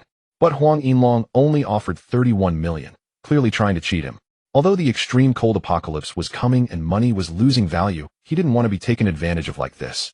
Some of Huang Yinlong's subordinates immediately aimed their guns at Lin Feng. The onlookers stepped back, and some even cursed Lin Feng for not knowing his place, daring to defy Huang Yinlong of the Qishir Garden. Lin Feng's face turned ashen. "Manager Huang, is this how you treat customers? What are you all doing? Mr. Lin is a customer of Qishir Garden." Huang Yinlong turned and scolded his men. "Do not be disrespectful to Mr. Lin." But the armed guards remained unmoved. "Mr. Lin, I apologize. These subordinates are not under my control. You'd better consider my earlier request." Huang Yinlong cupped his hands with a smile. Instantly the atmosphere became tense while Huang Yinlong sat leisurely on a chair drinking tea. "Since Manager Huang likes it, I agree to sell the coxcomb red." Lin Feng suddenly laughed heartily. Why would he argue with Qishir Garden or with a man destined to die? "Mr. Lin, including the Imperial Green, it'll give you 40 million.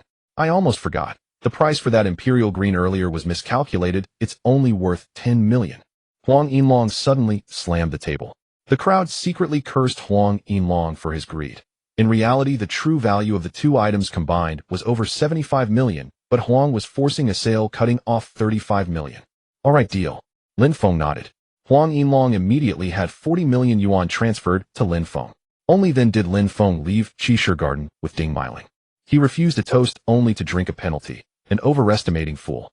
Huang Yinlong cursed, then took the 2 jadeite pieces and walked deeper into Qishir Garden. After leaving Qishir Garden, Lin Feng directly transferred a down payment of $1 million to Qin Shiezi, with another 1 million to be paid upon completion. After receiving the money, Qin Shiezi immediately said he would rush over overnight and asked Lin Feng to book 2 plane tickets from Jiangxing City to Ruili, one of which was for Hong Sueki. Lin Feng was extremely surprised to hear the name Hong Sueki. He remembered she was Hong Liangji's daughter, so she was coming too. It seemed that Hong Liangyu had a share in Chun Ziza's business and was likely Chun Ziza's superior. "Brother-in-law, are you okay?" Ding Meiling comforted softly. "You've already made plenty today. I'm not angry. Let's go. Let's go soak in hot springs at the Emerald Grand Hotel. My room has a large hot spring." Lin Feng smiled. "Well, soak together." "Brother-in-law, you mustn't pull any tricks," Ding Meiling said hesitantly. "Well, we're swimsuits when we soak. Besides, you're Zhou Fang's sister-in-law. How could I do anything to you?" Lin Feng patted his chest to assure her. "And hot springs can relieve fatigue and beautify the skin." After hesitating, Ding Meiling finally agreed. Then Lin Feng and Ding Meiling returned to the Emerald International Hotel. Ding Meiling arrived at room 324 and saw Zhou Long standing at the door. "I called you. Why didn't you answer?" Zhou Long said coldly. "I went out shopping and switched my phone to silent mode." There was a hint of panic deep in Ding Meiling's eyes. She knew Zhou Long and Lin Feng didn't get along, so she didn't mention going out with Lin Feng. "You're my fiancé. Oh, I'm just worried about you." Zhou Long's expression softened. He mainly suspected Ding Mailing had gone out with another man. Thank you, Ding Mailing said. Can you lend me some money? Zhou Long suddenly said. What do you need money for? I remember you brought over 200,000, Ding Mailing said suspiciously. For gambling. Let me tell you, I just got a pair of German glasses. They'll definitely clean up. Zhou Long said excitedly in a low voice. If I can make millions, well, go back to Jiangqing City. Ding Mailing's face changed. Zhou Long, are you crazy? 9 out of 10 gamblers lose. Do you think the people in the gambling ring are fools? 10,000 yuan, just lend me 10,000. If it doesn't work, he'll quit, Zhou Long explained. Ding Mailing hesitated, then transferred 10,000 yuan to him. By the way, when you run into Lin Feng, don't bother with him. He's extremely stingy and very lecherous. I'm worried he might take advantage of you. Zhou Long warned, then ran off. Ding Mailing watched his retreating figure with some disappointment. She took her swimsuit and went to find Lin Feng. Jadeite Grand Hotel Room, 888. This suite cost 888 yuan per night, covering 150 square meters with 2 bedrooms and a living room. Its bathroom was 50 square meters, housing a 30 square meter hot spring pool. The water in the pool was constantly flowing. As soon as Lin Feng returned, he jumped into the hot spring to soak. So comfortable, it's really nice to have a large pool. If I could soak in a hot spring every day during the apocalypse, that would be great. Lin Feng slapped his thigh thinking about it. He didn't even have a bathtub at home, so how could he soak in a hot spring? He immediately dialed Air Pang's number. Brother Feng, what's up so late? Air Pang answered. By the way, the construction crew came in the afternoon and has started working. Air Pang, I have 3 bedrooms. Turn the largest one into a bath pool, about 30 square meters with a height of 1.2 meters, Lin Feng instructed directly. Brother Feng, are you kidding? Won't the downstairs neighbors sue you? Turning a bedroom into a bath pool. Are you serious? Air Pang was baffled, never expecting Lin Feng to call so late for this. I remember the owner downstairs wants to sell. He'll transfer you 5 million yuan now to buy it directly, Lin Feng said, throwing money at the problem to avoid trouble. Brother Feng, have you struck it rich? Just to build a bath pool? Air Pang asked skeptically. Exactly. Also, after buying it, install a bank vault security door, Lin Feng instructed. In fact, Lin Feng had another purpose in buying the apartment, to prevent someone from attacking him from downstairs during the apocalypse, so he decided to buy it and seal the door. All right, Brother Feng, Air Pang sighed helplessly. Who could argue with such wealth? Also, find a construction team tomorrow morning and give them a deadline of 2 days, at most 3, Lin Feng said. Brother Feng, that's too rushed, Air Pang wiped cold sweat. Double the price. They'll transfer you 5 million yuan now. Also, find a way to get me a snowmobile and buy as much gasoline as possible, Lin Feng instructed again. Previously, he couldn't afford a snowmobile, but now with money, he wanted Air Pang to handle it quickly. He hung up, transferred 5 million yuan to Air Pang, and also told him to consider installing a fireplace.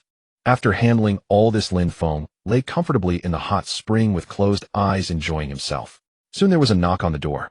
Lin Feng stood up and walked to the door. Through the peephole, he saw Ding Mailing standing outside. He hurriedly opened the door. Ding Mailing saw Lin Feng completely naked, and her face turned crimson.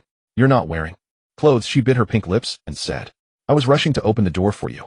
Wait a moment. Lin Feng hurriedly took a pair of swim trunks from the nearby clothes rack and put them on. Ding Mailing then entered the room and said, brother-in-law, I'll go change first. She walked into a bedroom to change. Lin Feng sat on the sofa and soon saw Ding Mailing walk out wearing a black lace swimsuit. Ding Mailing was tall and curvaceous with fair skin and an exquisite face that carried a hint of allure. Her long legs were as white as refined jade, and she exuded a faint natural fragrance. Lin Feng admired Ding Mailing's stunning figure. Brother-in-law. Ding Mailing blushed under his gaze. I have a gift for you too, Lin Feng said with a smile, picking up a box from the nearby table and handing it to Ding Mailing. A gift? Ding Mailing was delighted. She opened the box and saw 2 anklets lying inside. The anklets were crystal clear and dazzling, emitting an emerald green glow. Imperial green anklets. This. Ding Mailing stammered at the sight of the 2 gifts. They were undoubtedly valuable. Do you like them? Lin Feng stared at Ding Mailing with a burning gaze and smiled. If you like, I'll put them on for you. Ding Mailing hesitated. Without waiting for Ding Mailing's response, Lin Feng bent down beside her and put the anklets on her calves. Ding Mailing's delicate face flushed, her legs trembled, and her snow-white thighs pressed tightly together. They're beautiful, Lin Feng stood up and praised with a smile. Thank you for the gift, brother-in-law, Ding Mailing whispered. Looking at Ding Mailing's tightly pressed legs, Lin Feng smiled and said, relax. How's the hot spring? Ding Mailing then loosened up and said, it's very comfortable. My feet were sore earlier, but now they're not sore at all. Lin Feng lay in the pool with his eyes closed, relaxing. Ding Mailing carefully observed the man before her, lost in thought for a moment. After finishing the hot spring, Ding Mailing left. The fish is almost in the net, Lin Feng thought with a smug smile. He was close to winning over Ding Mailing and needed to make her completely give up on Zhou Long. Lin Feng then lay on the bed taking out several discs to play works by teachers such as Tung Lan and Jing Kong. It must be said that the works of these teachers were quite classic. At 3 in the morning, an unlicensed car drove up to the Jadeite International Hotel. The doors opened revealing Chen Xiezi and Hong Sueki. The two had flown overnight from Jiangxing City to Ruili City. It's really tiring to take a night flight, Hong Sueki said wearily. Couldn't we come during the day? No choice. The employer pays well, Chen Xiezi chuckled. Third uncle, what exactly is the mission? Why must you keep it from me? Hong Sueki asked. Girl, it's for your own good. What are you scared? Chen Xiezi teased. I'm not scared. I want to show my dad that I can go on missions, Hong Sueki retorted defiantly. All right, let's go to the employer's place, Chen Xiezi said. He took out his phone and dialed Lin Feng's number, but no one answered after several attempts. Third uncle, what's wrong? Hong Sueki asked. The employer isn't answering, Chen Xiezi frowned. Are they messing with us? Hong Sueki said. Probably not. They've already paid $1 million, Chen Xiezi pondered. Sueki, I'll give you a small task to train you. He decided to send Hong Sueki upstairs to check the situation to temper his niece. Third uncle, just tell me. I can handle it, Hong Sueki said confidently. The employer is in room 888. Go find him now, and be careful, Chen Xiezi instructed. Signal me if anything happens. Hong Sueki nodded and entered the Jadeite International Hotel's elevator. Soon she reached room 800, but as she approached room 888, she heard panting sounds from a man and a woman. Hong Sueki instantly became furious. So the employer was busy doing this. Thinking about how she had flown overnight, hadn't even eaten, and couldn't reach the employer by phone, her anger flared. Bang bang. Hong Sueki pounded on the door and rang the bell. But after several minutes, there was no response. Hong Sueki gritted her teeth, raised her long leg, and kicked the door with all her strength. Bang! The door of room 888 crashed open. Hong Sueki also saw Lin Feng and a foreign lady studying a language in the living room.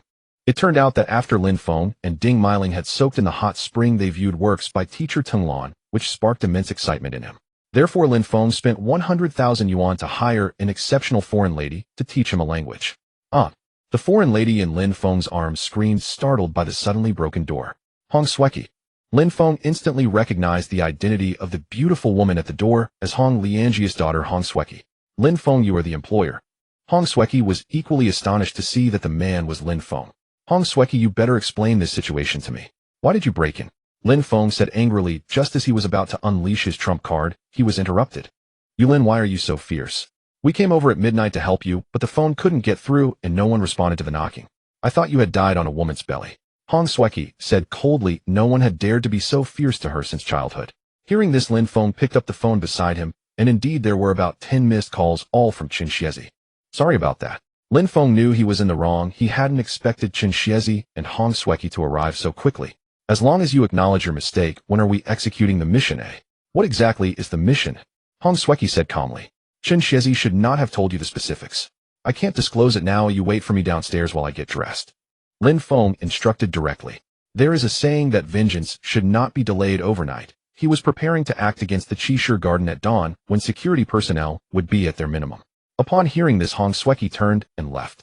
After dismissing the foreign lady, Lin Feng quickly dressed and arrived at the lobby on the first floor, seeing Chen Xiezi and Hong Sueki standing not far away. When Chen Xiezi saw Lin Feng, he immediately frowned. He had been waiting on the first floor for an hour. Old Chen. Lin Feng smiled as he approached. I was just busy, so I didn't see your calls. Lin, brother, you really are a master of time management, learning a language at this hour, especially one from the Arctic bear country. Chen Xiezi scolded jokingly. Just experiencing the exotic culture. Old Chen, do you often learn foreign languages? Which country's language? Lin Feng chuckled. I love learning the language of the island nation. Chen Xiezi laughed mischievously. Men, not a single good one. Hong Sueki, hearing the two men openly discussing their indulgences, felt a burst of anger. Old Chen, enough of this chat. Let's set off. I hope you both will wholeheartedly assist me in completing the mission. After it's done, I will reward you with an additional $1 million. Lin Feng instructed. Mr. Lin is quite generous. Chen Xiezi smiled brightly and gave a thumbs up. Hong Sueki said, Mr. Lin, I actually hope you settle the balance now. As for the extra reward, it's not necessary. Lin Feng was quite bold trying to take on the Qishir Garden. He probably wouldn't be able to leave the Ruili area. Miss Hong Sueki, you should trust your employer. Let's depart. Lin Feng turned and walked out, still wearing a mask for safety. Sueki, lead the way. I remember, there must be no omissions. Chen Xiezi instructed. Understood, third uncle. Hong Sueki was dressed in night gear, wearing gloves, carrying a black backpack, and holding a gun. Bang! A shot was fired. A bullet hit a camera, and it exploded. Then Hong Xueqi's figure moved towards the depths leading to Emerald Street. What the heck? Lin Feng couldn't help but curse at this scene, shocked at how skilled Hong Xueqi's shooting was. My elder brother spent $30 million sending her to the Blackwater training camp. Her professional skills are undeniable. Chen Xiezi explained, moreover, she is quite proud, ordinary boys can't catch her eye. Chen Zi's meaning was clear, Hong Xueqi was exceptionally talented. You kids shouldn't think that just because you have money you can pursue Hong Xueqi. After all, even if you have money you can't match her wealth. Oh, no wonder. Lin Feng was greatly surprised by Chen Zi's explanation. No wonder in the apocalypse Hong Liangyu could attract a group of followers to live well. At that moment Chen Xiezi and Lin Feng headed towards Emerald Street, eliminating all the cameras along the way. They soon arrived near Qishir Garden. Hong Xueqi was already waiting there. Third uncle, there are some troubles inside. We need to act together. Hong Xueqi reminded. How much protection is there? Chen Xiezi asked.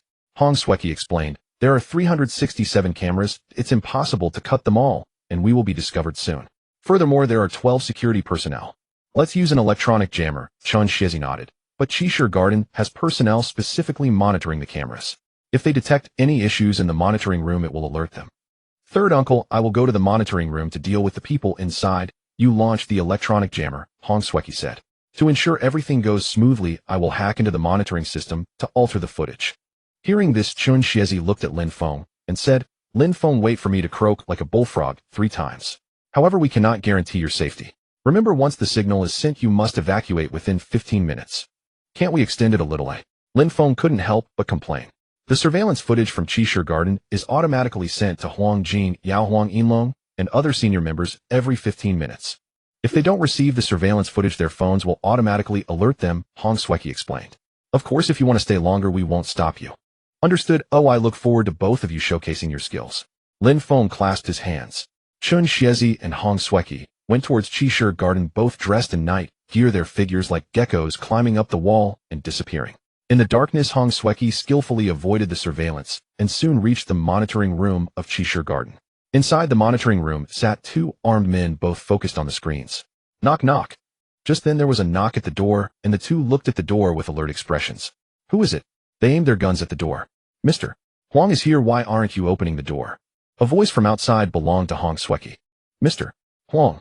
One of them moved closer to the door and looked through the peephole, only to see a beautiful girl in night gear with no sign of any Mr. Huang. He hurriedly stepped back, but outside Hong Xueqi was holding a silenced gun. Bang! A bullet shot out, piercing through the peephole, then passing through the guard's eye, who instantly collapsed in a pool of blood. The other guard's face changed dramatically. He hurriedly grabbed his gun to fight back, but found that the door to the monitoring room had already been opened, and then a dagger swiftly pierced his throat. Ultimately, this guard died instantly. Hong Xueqi closed the door and then began to sit in front of the monitoring computer to modify the monitoring system. At the same time, Chen Xiezi nearby saw Hong Xueqi taking over the monitoring room. He immediately signaled Lin Feng, and after signaling, activated the electronic jammer. Near the Qishir Garden, Lin Feng awaited the signal. Suddenly, 3 croaks of a bullfrog came from within the garden. Croak, croak, croak. Damn it, that's clearly a toad's croak. Lin Feng cursed, but he couldn't bother with that. Wearing a black outfit, he entered the Qishir Garden. The garden was eerily silent, not a single soul in sight. It was evident that the brothers Huang Jinyao and Huang Yinlong were confident in their surveillance. Lin Feng then arrived at Zone 1, the most valuable area of Qishir Garden, which contained 13 stones, each priced at 100 million. These were the treasures of Qishir Garden, each one priceless, and also the prized possessions of the Huang brother. As Lin Feng approached Zone 1, he saw 2 armed guards standing inside, warily scanning the surroundings. Quite cautious, but so what? They can't escape my grasp. Lin Feng extended his left hand, and a silenced pistol materialized in his grip. Bang! Lin Feng shot one guard in the heart. The other guard's face turned pale. Just as he was about to raise his gun to signal, Lin Feng's figure pounced forward, a tang knife appearing in his hand. The blade sliced across the guard's throat. The guard's eyes bulged as he clutched his neck and collapsed into a pool of blood. Is that all? Having experienced the apocalypse's slaughter, Lin Feng's combat prowess far exceeded ordinary people. He felt no psychological burden from killing you. On the contrary, he felt a strange excitement. Lin Feng then stepped into Zone 1. He reached out and touched a stone, instantly sensing its internal structure. There lay an imperial green jadeite the size of a fist. Holy shit! Lin Feng couldn't help but swallow. The value of this imperial green jadeite alone was no less than 100 million. Lin Feng then collected this stone, and from within it surged waves of green qi. As the green qi was released, his spatial storage began to expand.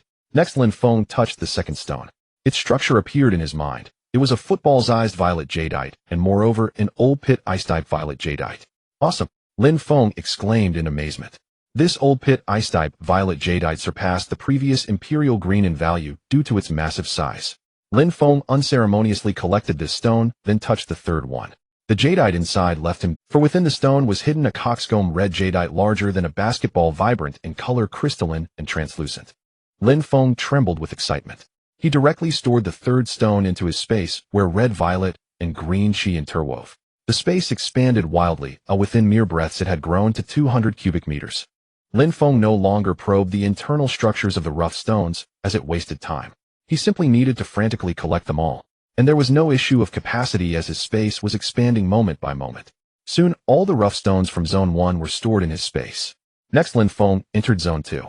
These stones were also extremely valuable, with individual prices ranging from 30 million to 100 million, totaling over 30 rough stones. Lin Feng stored them one by one. After sweeping Zone 2, he dashed straight to Zone 3 for another round. Time passed gradually, and the stones in Qishir Garden were steadily decreasing. Lin Feng focused on harvesting, almost losing track of time. 14 minutes had flown by. Hong Sueki also emerged from the machine room, and Shun Xiezi appeared from the darkness. Third uncle, let's withdraw. Hong Sueki whispered. If the people at Qishir Garden don't receive news in a minute, they might discover this. Shun Xiezi was silent for a moment, then said, don't you find something strange? What's strange? Hong Sueki asked, puzzled. This kid paid a fortune to hire us, but his men never showed up. Shun Xiezi said doubtfully. Logically, Lin Feng must be after these rough stones, but to take them one would need people to carry and vehicles to haul them. Yet now the garden was eerily quiet with no one having entered. Third uncle, let's not worry about this. We should leave. The mission is complete, and this is a secret. Hong Sueki explained. Shun Xiezi nodded slightly, and then they climbed over the wall and left. Meanwhile, deep within Qishir Garden in Huang Yinlong's room, Huang Yinlong was learning a foreign language with a foreign woman. They were at a critical moment. Suddenly his phone on the bedside vibrated, emitting a piercing sound. Not good. Huang Yinlong's face changed drastically. It was the alarm from Qishir Garden. If no images were transmitted to the phone within 15 minutes, the alarm would sound. Brother Long, continue, said the silver-haired girl in broken Korean. Continue, my ass. Huang Yinlong hastily jumped off the woman, his face livid as he threw on his clothes and shoes. Then he grabbed his pistol and rushed out. Not only Huang Yinlong, but also other executives living in Qishir Garden received the alarm. They led the guards, guns in hand, charging toward the storage area. In Zone 6 of Qishir Garden, Lin Feng was collecting rough stones. These stones were also valuable, ranging from 10,000 to 100,000, and there were over 2,000 of them. Even with his spatial storage, Lin Feng couldn't keep up with the sheer number. Damn it, 15 minutes is nowhere near enough. Lin Feng cursed. There were still 200 stones left in Zone 6. With that thought, Lin Feng gritted his teeth. He checked the time. It had reached 15 minutes. Hastily, he stopped collecting and sprinted toward the exit of Qishir Garden, only to be blocked by a group of people. The newcomers were led by Huang Yinlong. Looking from afar, Huang Yinlong saw that stones from all zones were gone, leaving only the abandoned 7th zone and a few rough stones in the 6th zone. He nearly fainted from rage. Qishir Garden was the lives' work of him and his brother. They couldn't even bear to cut open the stones from Zone 1. They would caress them from time to time. The stones in Zone 2 were their top-tier rough stones, and they were equally reluctant to cut them. As for Zones 3, 4, 5, and 6, there were a total of 2700 rough stones, which were the capital for their dominance in the rough stone markets of Rueli and Dragon Country. But now almost all were gone, leaving only 200 all from Zone 6. Stop right there. Huang Yinlong saw Lin Feng's figure and found it somewhat familiar. Huang Yinlong. Lin Feng looked up in surprise, not expecting to be caught by him. Who are you? Huang Yinlong stared at Lin Feng with a ferocious gaze. Why did you steal my Qishir Garden's rough stones? As he spoke, many gunmen behind him aimed their weapons at Lin Feng. Lin Feng showed no fear. He looked at Huang Yinlong and smiled. Huang Yinlong, have your men put down their guns. If a shot goes off, the whereabouts of all these stones will be lost forever. Put down your guns. Huang Yinlong berated the security guards behind him, intimidated by Lin Feng's words. During the day, these guards didn't listen to you, but now they're so obedient. Lin Feng stared at Huang Yinlong with a wry smile, recalling the day's events with simmering anger. Who exactly are you? Huang Yinlong demanded, his face darkening. He found Lin Feng's voice vaguely familiar, but couldn't place him. Take a few steps forward. Don't worry, I won't kill you. With all your men holding guns, I can't escape either. Lin Feng clasped his hands behind his back, a grenade appearing in his left hand and a silenced pistol in his right as he spoke. Huang Yinlong stepped forward, gun aimed at Lin Feng. Who are you? Do you know why I came to steal the roughs? Because you were too greedy. That imperial green and coxcomb red piece during the day was worth 75 million, but you only offered me 40 million. Lin Feng eyed Huang Yinlong with a sardonic smile. It's you. Lin Feng. Huang Yinlong finally recognized the man before him, the young man from earlier that day. In an instant Huang Yinlong was consumed by fury. Damn it, I only cheated you out of 40 million, but you've destroyed my entire jade garden. With that thought, he prepared to pull the trigger and cripple Lin Feng. But a faint whistle split the air, a bullet pierced his heart, and he collapsed into a pool of blood. The armed guards, seeing Huang Yinlong fall, paled and raised their guns at Lin Feng. Before they could pull the triggers, a grenade landed among them. Boom. A violent explosion erupted, hurling the guards through the air. Some were torn apart. Lin Feng sprinted out of the strange stone garden, vanishing into the darkness along the street. Half an hour after Lin Feng left, a luxurious Rolls-Royce pulled up at the garden's entrance. An elderly man with graying temples stepped out, the owner of Strange Stone Garden, Huang Jinyao. When Huang Jinyao saw that most of the rough stones were missing, his face turned ashen. Check the surveillance footage, he ordered in a low voice. The surveillance is destroyed, a subordinate reported. The system was hacked and altered with electromagnetic interference as well. What about the cameras around the garden? Huang Jinyao demanded. All cameras on Jadeite Street are ruined, and those on the 7 connecting streets have also been sabotaged. The subordinate replied respectfully. Huang Jinyao swayed, then spat blood, and collapsed, his life's work nearly obliterated. Back at the Jade International Hotel, Lin Feng found Chun Xiezi and Hong Sueki waiting. What did you do? The entire Strange Stone Garden team is mobilized. And Huang Jinyao's Rolls-Royce is in action, Chun Xiezi said, puzzled. Hong Sueki also looked at Lin Feng, sensing something significant had transpired. Keep it confidential. Is the surveillance okay? Also, I stayed inside a few minutes longer, Lin Feng suddenly inquired, worried that Huang Yinlong's murder might leak, forcing him to flee back to Jiangqing City overnight. Although it was supposed to be 15 minutes, their cameras remained disabled for an additional 10 minutes, because I modified the system, Hong Sueki explained. Even a computer expert would need at least 10 minutes to restore it. Good, Lin Feng sighed in relief. Can they trace this place through the damaged cameras? He remembered that when they went to Jadeite Street, Hong Sueki only disabled the cameras on that street. While waiting for you, we also destroyed the cameras on the other 6 streets leading to Jadeite Street, Hong Sueki continued. Then I can sleep soundly. Lin Feng felt completely at ease. Book tickets. There's a flight to Modu. We're heading there, said Hong Sueki, glancing at him. You'd better leave soon. Lin Feng promptly booked flights to Modu for Hong Sueki and Chun Xiezi, who then headed straight to the airport. In the early hours of Rueli, sirens wailed everywhere. The entire Strange Stone Garden team mobilized. Some went to the traffic bureau, others to the urban management office to check records of large vehicles, even enlisting detectives from the police station. Back in his hotel room, Lin Feng's consciousness entered the space, and he was stunned, speechless. His space had expanded 2,000 times, reaching 200,000 cubic meters. The space now measured 200 meters long, 100 meters wide, and 10 meters high, with misty boundaries at the edges, comparable to a large warehouse in the Fago Mall. Not only that, but with the space's upgrade, his physical strength had tripled, a fact Ding Meiling felt acutely. Lin Feng reached out and touched the wall. Its structure materialized in his mind, extending 10 meters. Through the wall, he vaguely glimpsed scenes of people playing cards in neighboring rooms. Previously, his perception only reached 30 centimeters. This ability had increased dozens of times. Overjoyed by the upgrade, Lin Feng soon drifted into sleep. At 8 in the morning, Lin Feng woke up and summoned Ding Meiling to the hotel's 5th-floor restaurant for breakfast. As they sat down, Ding Meiling's phone rang. She answered to hear Zhou Long's urgent voice. Meiling, transfer me 1,000,000 yuan right now. I need it urgently. If you don't, they'll throw me into the river to feed the fish, Zhou Long pleaded frantically. I don't have the money. Ding Meiling gritted her teeth. Meiling, I'm your fiancé. Oh, we're family. You can't just leave me to die, Zhou Long begged over the phone. Congratulations, Mr. Lin. Huang Yinlong stepped forward and cupped his hands. Mutual congratulations. I told you your family's Zone 7 is... Meiling, who are you talking to? I think I hear brother-in-law's voice. Zhou Long's voice came through. Ding Meiling tensed up and said hurriedly, I happened to run into brother-in-law during dinner and asked him to help you. Then, what did brother-in-law say? Zhou Long asked anxiously. Tell him that if he helps me out, I'll persuade my sister to remarry him.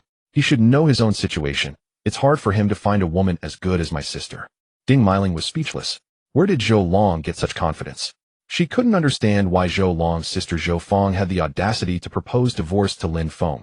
Such an excellent man was hard to find even with a lantern. Brave and resourceful, wealthy and handsome.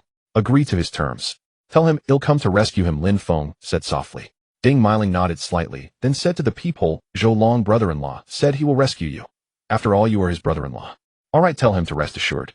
After I get back, I'll have my sister remarry him and make my mother treat him better, Zhou Long said hurriedly. I'm waiting in the underground casino on the 3rd basement level. Ding Mailing casually comforted Zhou Long and hung up. Brother-in-law, are you really going to rescue him? Ding Mailing could see the deep conflict between Lin Feng and Zhou Long. After all, he is Zhou Feng's brother. For the sake of past affection, I'll save him this once, Lin Feng said with a smile. Rescue Zhou Long. What was he thinking? Lin Feng mainly wanted to use this opportunity to teach Zhou Long a lesson. He knew that even if he didn't rescue Zhou Long would ask Zhou Feng for help. And that bitch Zhou Feng would probably beg Chen Jichao, and with Chen Jichao's ability, rescuing Zhou Long would be no problem.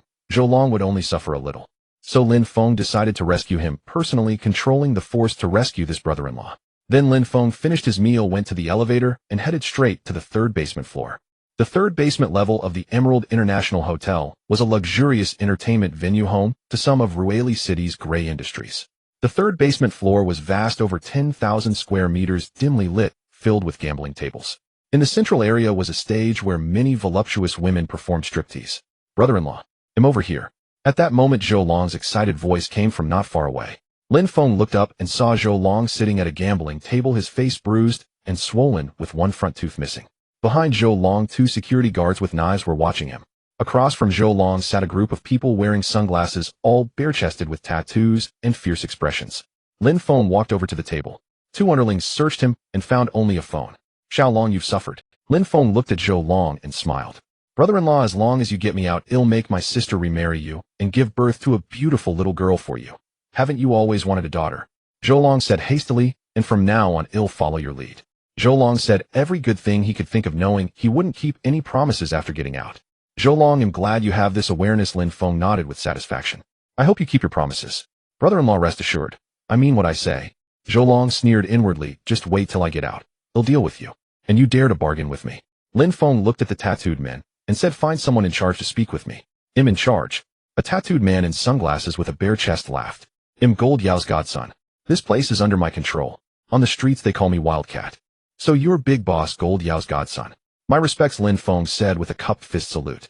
Please, damn it. I didn't expect to run into Gold Yao's godson here. What a narrow path for enemies. But this was good too. These people were ruthless. He had initially worried they might not go hard enough. Now he didn't need to worry about that. Wildcat was satisfied with Lin Feng's attitude and said he owes us 1-0 in casino debts. He must pay now. Lin Feng smiled slightly and said, Big Boss Wildcat, can we speak privately? Wildcat led Lin Feng to a table a few dozen meters away. Mr. Lin, cash or bank transfer? Wildcat asked, a cigarette dangling from his mouth. Wildcat, your underground casino business is thriving, Lin Feng said with a smile, looking around. Naturally. All the rich people in Rueli gamble here. Even people from Spring City come here to gamble. Wildcat explained. Lin Feng picked up a deck of cards. The cards here are also good. May I draw a few? Wildcat grinned. Mr. Lin, do you want to bet? I can have a game with you. They call me the gambling king of... At that moment, Wildcat looked at Lin Feng like a big fish. His intuition told him this man was much richer than Zhou Long. Gambling king of hell. Never mind. I don't want to win money from you youngsters. Lin Feng shook his head. Mainly winning little was boring, and winning too much might bring new trouble. Wildcat was furious. Lin Feng completely disrespected him. Just as he was about to slam the table and teach Lin Feng a lesson, he noticed Lin Feng starting to draw cards. So Wildcat stopped his hand, wanting to see what cards Lin Feng could draw. Lucky 4 twos. Lin Feng directly drew 4 cards and tossed them to Wildcat. Wildcat's face changed upon seeing the 4 cards, indeed 4 twos. Joker bomb. Then Lin Feng drew 2 more cards and tossed them to Wildcat. Holy shit. Wildcat saw the 2 cards. They were indeed the big and small jokers. 10 Jack, Queen, King, Ace of Hearts, Lin Feng said with a smile, drawing 5 more cards and handing them to Wildcat. Wildcat was stunned. It was indeed the straight flush. This man was almost divine. Boss, please accept my bow. Wildcat realized this man was a supreme master with godlike card skills. Cut the nonsense. Do you still want the money? Lin Feng looked at Wildcat and smiled. Boss, you jest. How dare we ask for that money? Wildcat flattered. If this man gambled in their casino, they'd go bankrupt. Lin Feng nodded with satisfaction. Good. Also, I want to ask a favor. I'll owe you one. Just command me, boss, Wildcat said excitedly. Such a favor from a master was priceless. Help me castrate that guy. Lin Feng pointed at Zhou Long. This way Ding Mailing would be completely disillusioned with Zhou Long. After all, physical needs are also part of a woman's life. Later he would conquer Ding Mailing and make Zhou Long jealous. Damn, boss, what kind of move is this? Aren't you his brother-in-law? Shan Mao exclaimed in astonishment, unable to fathom the big shot's reasoning. He had actually castrated his own brother-in-law. You talk too much. I'm asking if you can do it. If you can't, then forget it, as if I never came here. Lin Feng stared at Shan Mao, rising to leave as he spoke. If Shan Mao didn't do the job, he wouldn't mind making things difficult for him. Shan Mao hurried after him and said, Boss, I can do it, but if we cut it off, he'll die. You know, if there's a death, the nature of the problem changes, and it'll be very troublesome to handle. Although their underground casino had seen deaths before, each time they had to spend money to smooth things over, so they preferred to avoid fatalities. Just find a good surgeon. Lin Feng patted Shan Mao on the shoulder. I have faith in your capabilities.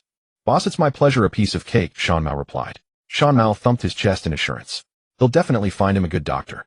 Also, after it's cut off, put it in a freezer, Lin Feng added. Lin Feng revealed a hint of malicious amusement, thus giving Zhou Long a sliver of hope. Zhou Long would definitely take it back to Jiangxing for surgery. By then, the extreme cold apocalypse would have arrived, and the surgery would inevitably fail, making his injury even worse. He wanted Zhou Long to die in agony during the apocalypse. Boss, your actions are getting more and more puzzling, but rest assured I'll follow your orders, Shan Mao said boldly. He'll go find a surgeon and arrange it right now. With that, Shan Mao left with his phone. Lin Feng returned to Zhou Long with a faint smile. Brother-in-law, will I survive?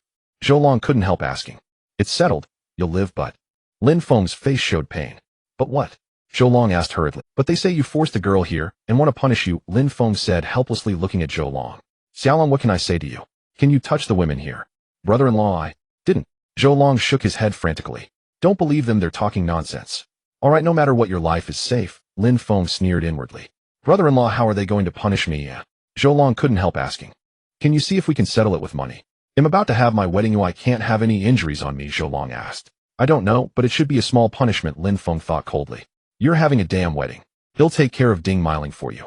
Zhou Long sat there, a sense of foreboding rising in his heart. He looked around wanting to escape, but the thugs watching him were all sneering, and some even aimed their guns at him, sending chills down his spine. Half an hour later, Shan Mao walked in accompanied by a surgeon. As Shan Mao and the surgeon approached, Zhou Long's ominous feeling grew stronger. What do you want? Zhou Long's voice trembled. He recalled some terrifying rumors. Was he going to be dismembered today? With that thought, a stench of urine came from Zhou Long's groin. He had wet himself in fear. Damn, what bad luck. They'll kick you to death, you bastard. Shan Mao cursed. Shan Mao cursed as he walked over and kicked Zhou Long in the face, knocking him to the ground. He knew the big shot had a grudge against his brother-in-law, so he didn't mind venting on his behalf. Stop. I'm wrong. Zhou Long howled from the kicks. As he tried to resist, several thugs pinned him down, and the surgeon stepped forward to inject him with anesthetic. Soon Zhou Long fell unconscious. Shan Mao then had some thugs pull down Zhou Long's pants, and the surgeon performed in castration with a scalpel. Boss satisfied. Shan Mao came to Lin Feng with a grin, seeking praise. Well done. Have a thug drive him back to Jiangxing. Lin Feng ordered. It would take at least a full day and night to drive from Ruili to Jiangxing. He didn't know if Zhou Long's thing would rot, but even if it did, it didn't matter. Boss, rest assured he'll handle it right away. Shan Mao scurried off to arrange things. Lin Feng also went back to his room to rest. At noon, he and Ding Miling had a hot pot meal together. Brother-in-law, I feel so cold, Ding Miling suddenly shivered. Lin Feng frowned, stood up, and walked to the window. He faintly saw snowflakes falling outside, which made his expression change. Brother-in-law, what's wrong? Ding Miling asked. Let's go to the airport now, Lin Feng urged. Hurry up, don't be late. Ding Miling nodded, and they packed up and went downstairs to the airport. Along the way, snowflakes could be seen falling. On the streets of Ruili, many people cheered, took photos with their phones, and posted on their social circles. Because Ruili is in the southwest of Longhua, it rarely snows there, so many people were delighted by the sudden snowfall. But these people would never know that this snow would last a very long time and herald the beginning of a global extreme cold apocalypse. As the heavy snow fell, global temperatures would soon plummet to over 70 degrees below zero. Lin Feng and Ding Miling arrived at the Jade International Airport. The plane took off normally and flew to Jiangxing, arriving at Tianhu International Airport at 4 p.m. They took a taxi back to Jiangxing's Mingyue residential area. All right, Miling, I suggest you go to the supermarket now and stock up on as much as possible, Lin Feng said. Also, we'll have someone renovate your house and install a fireplace, Lin Feng instructed. He was planning to win over Ding Miling, so naturally he had to give her some tips. Install a fireplace. I have air conditioning, Ding Miling explained. He'll pay for it. Just install it, Lin Feng said, giving her no chance to refuse. Ding Miling had no choice but to agree and immediately carried her suitcase upstairs. As for Lin Feng, he returned home. When he opened the door, he found the entire room spotlessly clean, the fireplace fully installed, and the ventilation system in good condition. In the living room were parked 3 Arctic Storm snowmobiles, a world-renowned top brand, with a maximum speed of 330 km/h. Next to the snowmobiles was a large oiled drum holding 1,000 liters. Looks like you'll need to find gasoline during the extreme cold apocalypse, Lin Feng said. Gasoline was also essential in the apocalypse, especially for generators. 1,000 liters might only last half a year to a year. Normally each person was limited to buying 20 liters of gasoline, so Air Pang must have gone through a lot of trouble to buy 1,000 liters. Lin Feng stored the 3 snowmobiles and the 1,000 liters of gasoline into his space. Then Lin Feng entered a south-facing bedroom where a 30-square-meter pool had been built, its edges inlaid with cobblestones. Lin Feng walked to the faucet and turned it on. Sure enough, hot and clear spring water flowed out, steaming with heat estimated to be over 90 degrees Celsius. When the extreme cold apocalypse arrived, the spring water temperature would drop to around 3,839 degrees Celsius, making it perfect for a hot spring bath. Lin Feng went to the window and saw a pipe leading downstairs. This pipe was said to be made of aerospace materials capable of withstanding 100 degrees below zero, and ordinary steel plate cutters couldn't cut through it. Bang! Lin Feng took out a silenced pistol and fired at the pipe. The bullet was directly deflected by the pipe, leaving only a faint mark. Strong aerospace materials, this money was well spent, Lin Feng praised. He then went downstairs and followed the pipe to a lawn in the community where there was a 3-meter diameter lid-shaped structure protecting the spring well. Under the lid, 10 iron rods were driven deep into the ground. Only a crane could pull it out. Bang! Lin Feng fired another shot at the lid, leaving only a faint mark indicating that the material was also expensive. With the extreme cold apocalypse coming, I don't have to worry about water resources. Time to store the goods into the space, Lin Feng muttered to himself. At dusk, a warehouse on the outskirts of Jiangxing City. Lin Feng rode his bicycle to the warehouse gate. He had rented the warehouse online just yesterday after receiving a call from the Fago shopping mall informing him that the goods had arrived in Jiangxing City. So Lin Feng rented the warehouse online and had the goods transported there. The warehouse door had an electronic combination lock. Lin Feng pressed the code, and soon the door swung open, revealing mountains of stacked cargo inside. This food could last me until I die of old age, Lin Feng muttered to himself as he gazed at the towering piles. He stepped forward, touching each item one by one, and they continuously vanished into his space. After collecting all the goods, Lin Feng left the warehouse and walked along the road.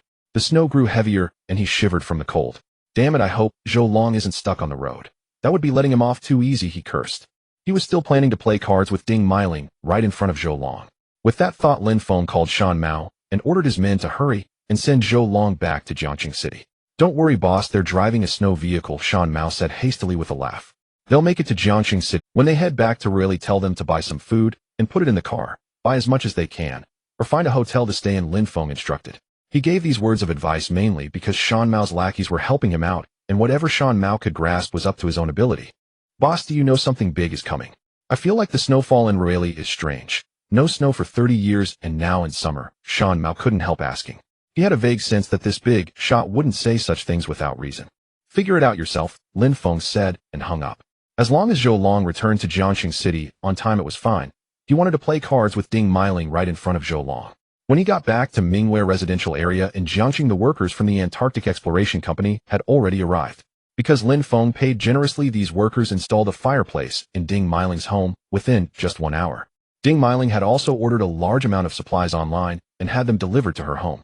Though she didn't know what was happening, she trusted Lin Feng completely and ordered tens of thousands of yuan worth of goods.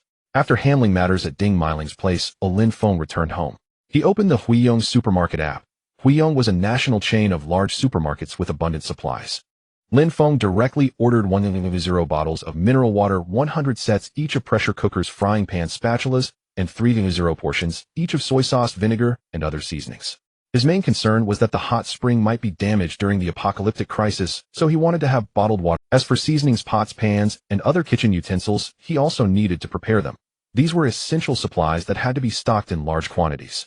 20 minutes after placing the order, Huiyong's delivery personnel arrived, and the goods nearly filled his entire... After the delivery men left, Lin Feng stored all the goods into his space, then crawled into bed to sleep, waiting for the onset of the extreme cold apocalypse.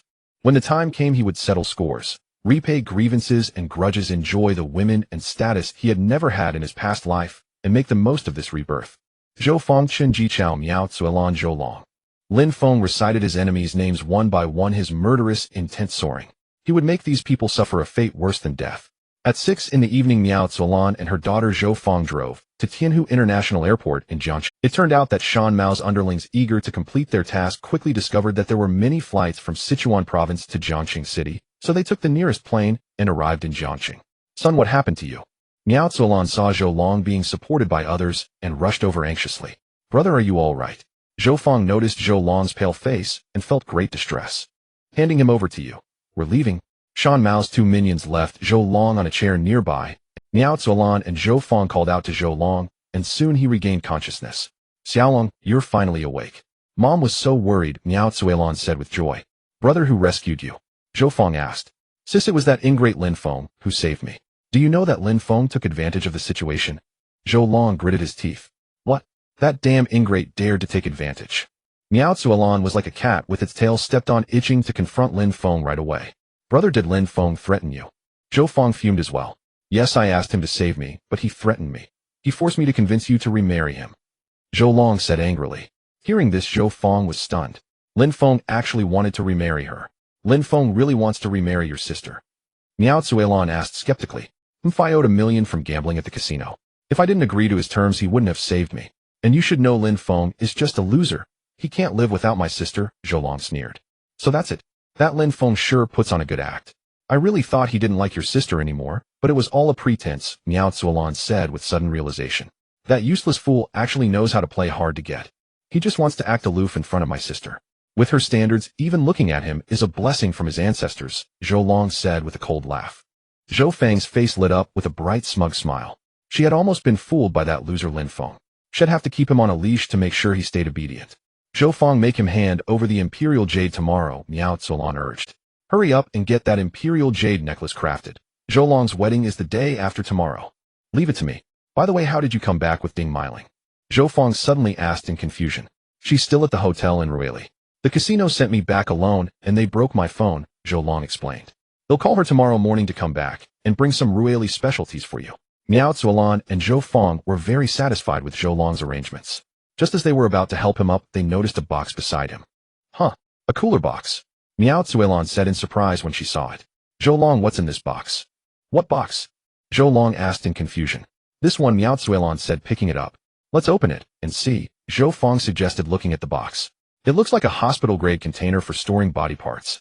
Hearing this, Miao Quillen's eyes lit up with greed. This thing was worth a fortune. She had connections at the hospital, and if someone needed it, they could make a killing. Miao Zuolan opened the box and immediately saw what was inside. Her face flushed with embarrassment. It turned out to be a man's organ. Mom, what is this? Miao Zuolan handed the box to Zhou Fong and Zhou Long. The two took a look and were stunned. It was actually that thing. Oh, I need to pee. Hundreds of thousands. Miao Zuolan handed the box to Zhou Fong and Zhou Long.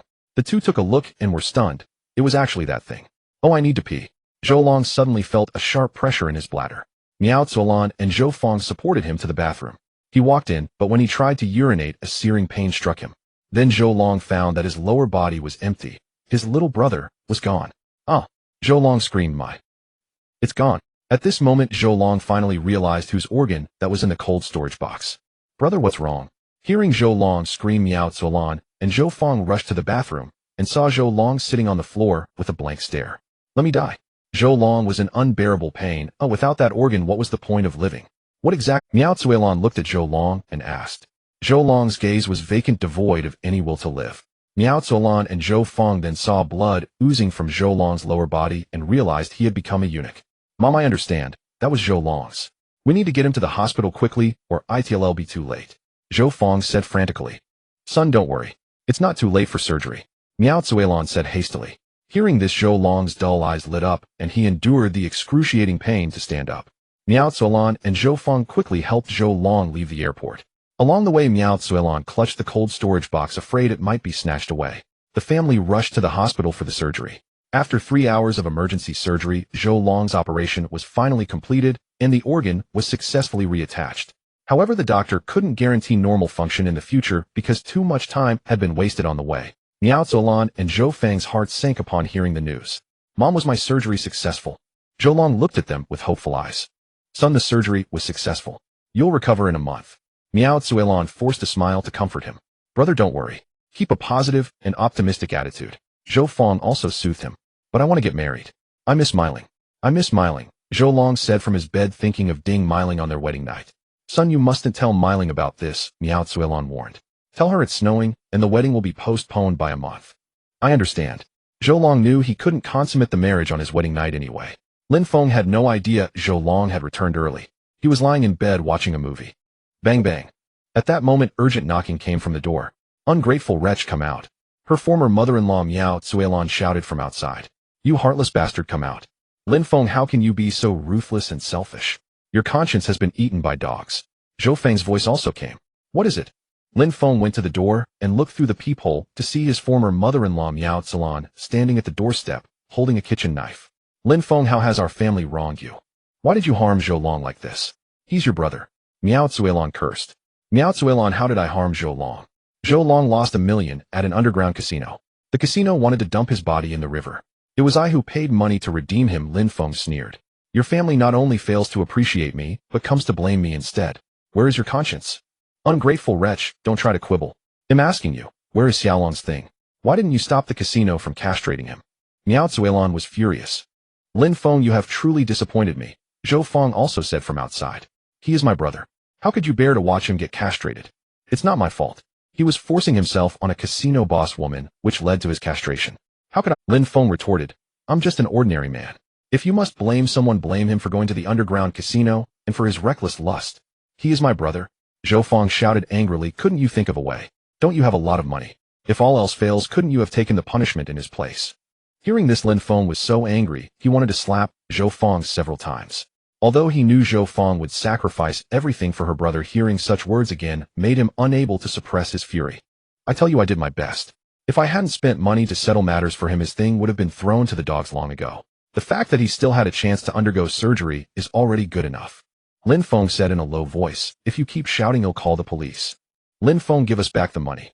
Miao Zuelon said angrily, and he is Zhou Feng's brother. You must pay some medical expenses. If you don't, he'll die on your doorstep today and make your house a haunted house. It's not time yet. Lin Feng shook his head and said, besides, we've signed an agreement. Well, act according to the agreement. If you're not satisfied, you can take it to court. At that time, Zhou Long's gambling and assault will also be brought up, and you'll have plenty to deal with. Also, if you want to die, go ahead and smash your head against the wall right now. His words silenced Miao Zuelon and Zhou Feng. The mother and daughter hurled a few more threats before leaving. Lin Feng turned and went back to the bedroom to continue watching TV. Outside, heavy snow began to fall, and the temperature kept dropping. Especially after midnight, the snow fell heavier and heavier. Even with the air conditioner on, Lin Feng felt a chill. He then lit the fireplace, and soon the temperature rose considerably. Not only the bedroom, but also the bathroom, living room, and other areas had fireplaces lit.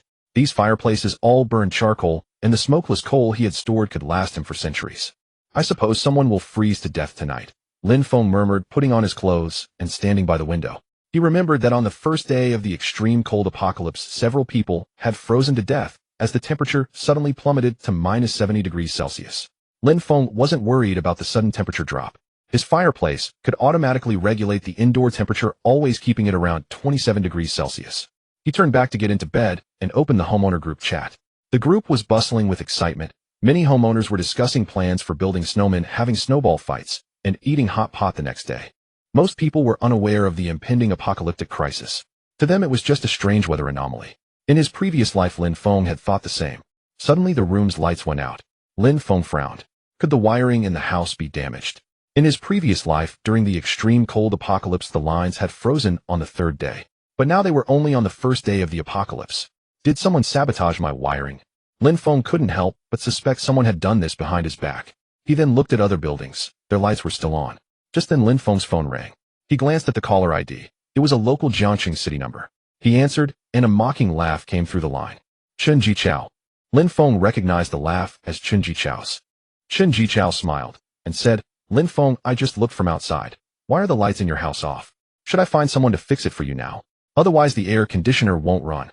At this moment, a picture of Lin Feng's furious rage appeared in Chen Jichao's mind, making him extremely excited. He had lost to Lin Feng twice in stone gambling, and now he finally found an opportunity to mess with Lin Feng. He wanted Lin Feng to beg him to kneel down and plead, and then he would force Lin Feng to eat the excrement he had excreted. The thought filled Chen Jichao with intense excitement. Lin Feng replied coldly, Chen Jichao, thank you for your kindness. Since you don't need help, I want help. Also, I advise you not to contact the property management. It won't work even if you do. Chen Jichao laughed heartily and said, "All right, Lin Feng, enjoy the cold of the night. Remember, call me when you can't bear it." With that, Chen Jichao hung up the phone triumphantly. Such a Chen Jichao. If I hadn't prepared in advance, I would have suffered greatly tonight, if not frozen to death. Lin Feng walked to the desk and turned on a small rechargeable desk lamp. Then he shut off all the light switches in the room and went to a room in the attic where a generator was placed. It had been installed with the help of the Antarctic Exploration Company. Pressing the red button would start the generator, which had a very low noise level, much lower than a soy milk machine. As Lin Feng pressed the button, the generator started. Returning to the room, he found the television had power. He picked up his phone and called the property management, but no one answered, causing him to frown deeply. The property management of Jiangxing Mingyue community had a decent reputation and was a publicly listed property company. Even in the middle of the night, if there were issues with wiring or circuits, one could find someone to help. But today no one was available. Could Chen Jichao have bribed the property management? Just then a notification sound came from his phone. Lin Feng glanced at it. It was from the Jiangxing Property Administrator. Everyone. Jiangxing Property Administrator notice, starting today, Mr. Chen Jichao has acquired the property management of Jiangxing Mingyue community. He will serve as the property manager of Jiangxing Mingyue community. Mr. Chen Jichao is also an owner of our community, known for his kindness. We hope everyone will support Mr. Chen Jichao's work. 21201 Zhou Long Brother Chao, well done. 21201 Miao Zuelon Mr. Chen Jichao is young and accomplished. All owners support Mr. Chen Jichao. 21201 Zhou Fong support Mr. Chen Jichao. In the group, a few scattered owners flattered him, especially Zhou Long, Miao Celine, and Zhou Fong, a family of 3 who chimed in the fastest. Lin Feng frowned slightly. Chen Jichao had actually become the property manager. He recalled that in his previous lives apocalypse, Chen Jichao had not acquired the property of Jiangxing Mingyue. It seemed Chen Jichao's acquisition of Jiangxing Mingyue's property was not just for profit, but also to abuse his authority against Lin Feng. After all, Lin Feng had caused Chen Jichao heavy losses, and Chen Jichao had even knelt down and drunk urine at the Reliqisher garden. There would likely be no shortage of trouble in the future. Fortunately, the extreme cold apocalypse had already begun, and Lin Feng had plenty of means to deal with Chen Jichao. He looked at the owners group where many new members had joined. These were the security guards newly hired by Chen Jichao. Chen Jichao was speaking passionately in the group. Chen Jichao, I am honored to serve as the general manager of Jiangxing Mingyue property. During my tenure, I will do my utmost to serve all neighbors. Of course, I will also drive away some black sheep, never allowing them to harm the owners. Lin Feng saw Chen Jichao's words and knew that the black sheep he referred to was none other than himself. Sure enough, Chen Jichao directly mentioned him in the group. Chen Jichao, Lin Feng, one shouldn't be too selfish. You violated the resource law by privately drilling a hot spring in the community. If you keep extracting hot spring water, it will cause the foundation of our community to sink. Your intentions are too malicious. His words immediately caused an uproar in the owners group. Owner of 1601, you are too selfish. Why did you privately drill a hot spring? I was wondering why there were people from a drilling company in the community these days. So it was for a hot spring. This is outrageous. Exactly. Owner Lin Feng of 1601, please come out and explain this. Don't let him explain. Just call the Resources Bureau and have them forcibly fill his hot spring well. Many owners of Jiangxing Mingyue community simultaneously mentioned Lin Feng, demanding an explanation. Lin Feng's lips curled into a playful smile. Chen Jichao certainly knew how to seize an opportunity to attack him, though he was indeed in the wrong. Lin Feng said, Dear neighbors, I sincerely apologize for the trouble I've caused. Tomorrow morning, when I wake up, I will have the drilling company fill in this well. Of course, I also hope that all owners will come to the site to supervise the matter. His statement satisfied the owners of Jiangxing Mingyue community greatly. Chen Jichao, owner of 1601, I hope you keep your word. If you don't fill in that well, I will bring people to fill it myself, and the relevant expenses will be deducted from your property fees. Lin Feng ignored Chen Jichao. Fill in the hot spring tomorrow morning. Fat chance. The temperature continued to drop that night, and the snow fell heavier. By then, even clearing the snow on the ground would be difficult, let alone dismantling his aerospace equipment pipelines. Ding dong. A message came on Lin Feng's phone. It was a friend request from Chen Jichao. Lin Feng directly accepted it. Chen Jichao, Lin Feng, I've asked around. That well of yours cost several million. Now I'll give you a chance, kneel down, kowtow to me, drink my urine, and eat my feces, and it'll help you cover this up.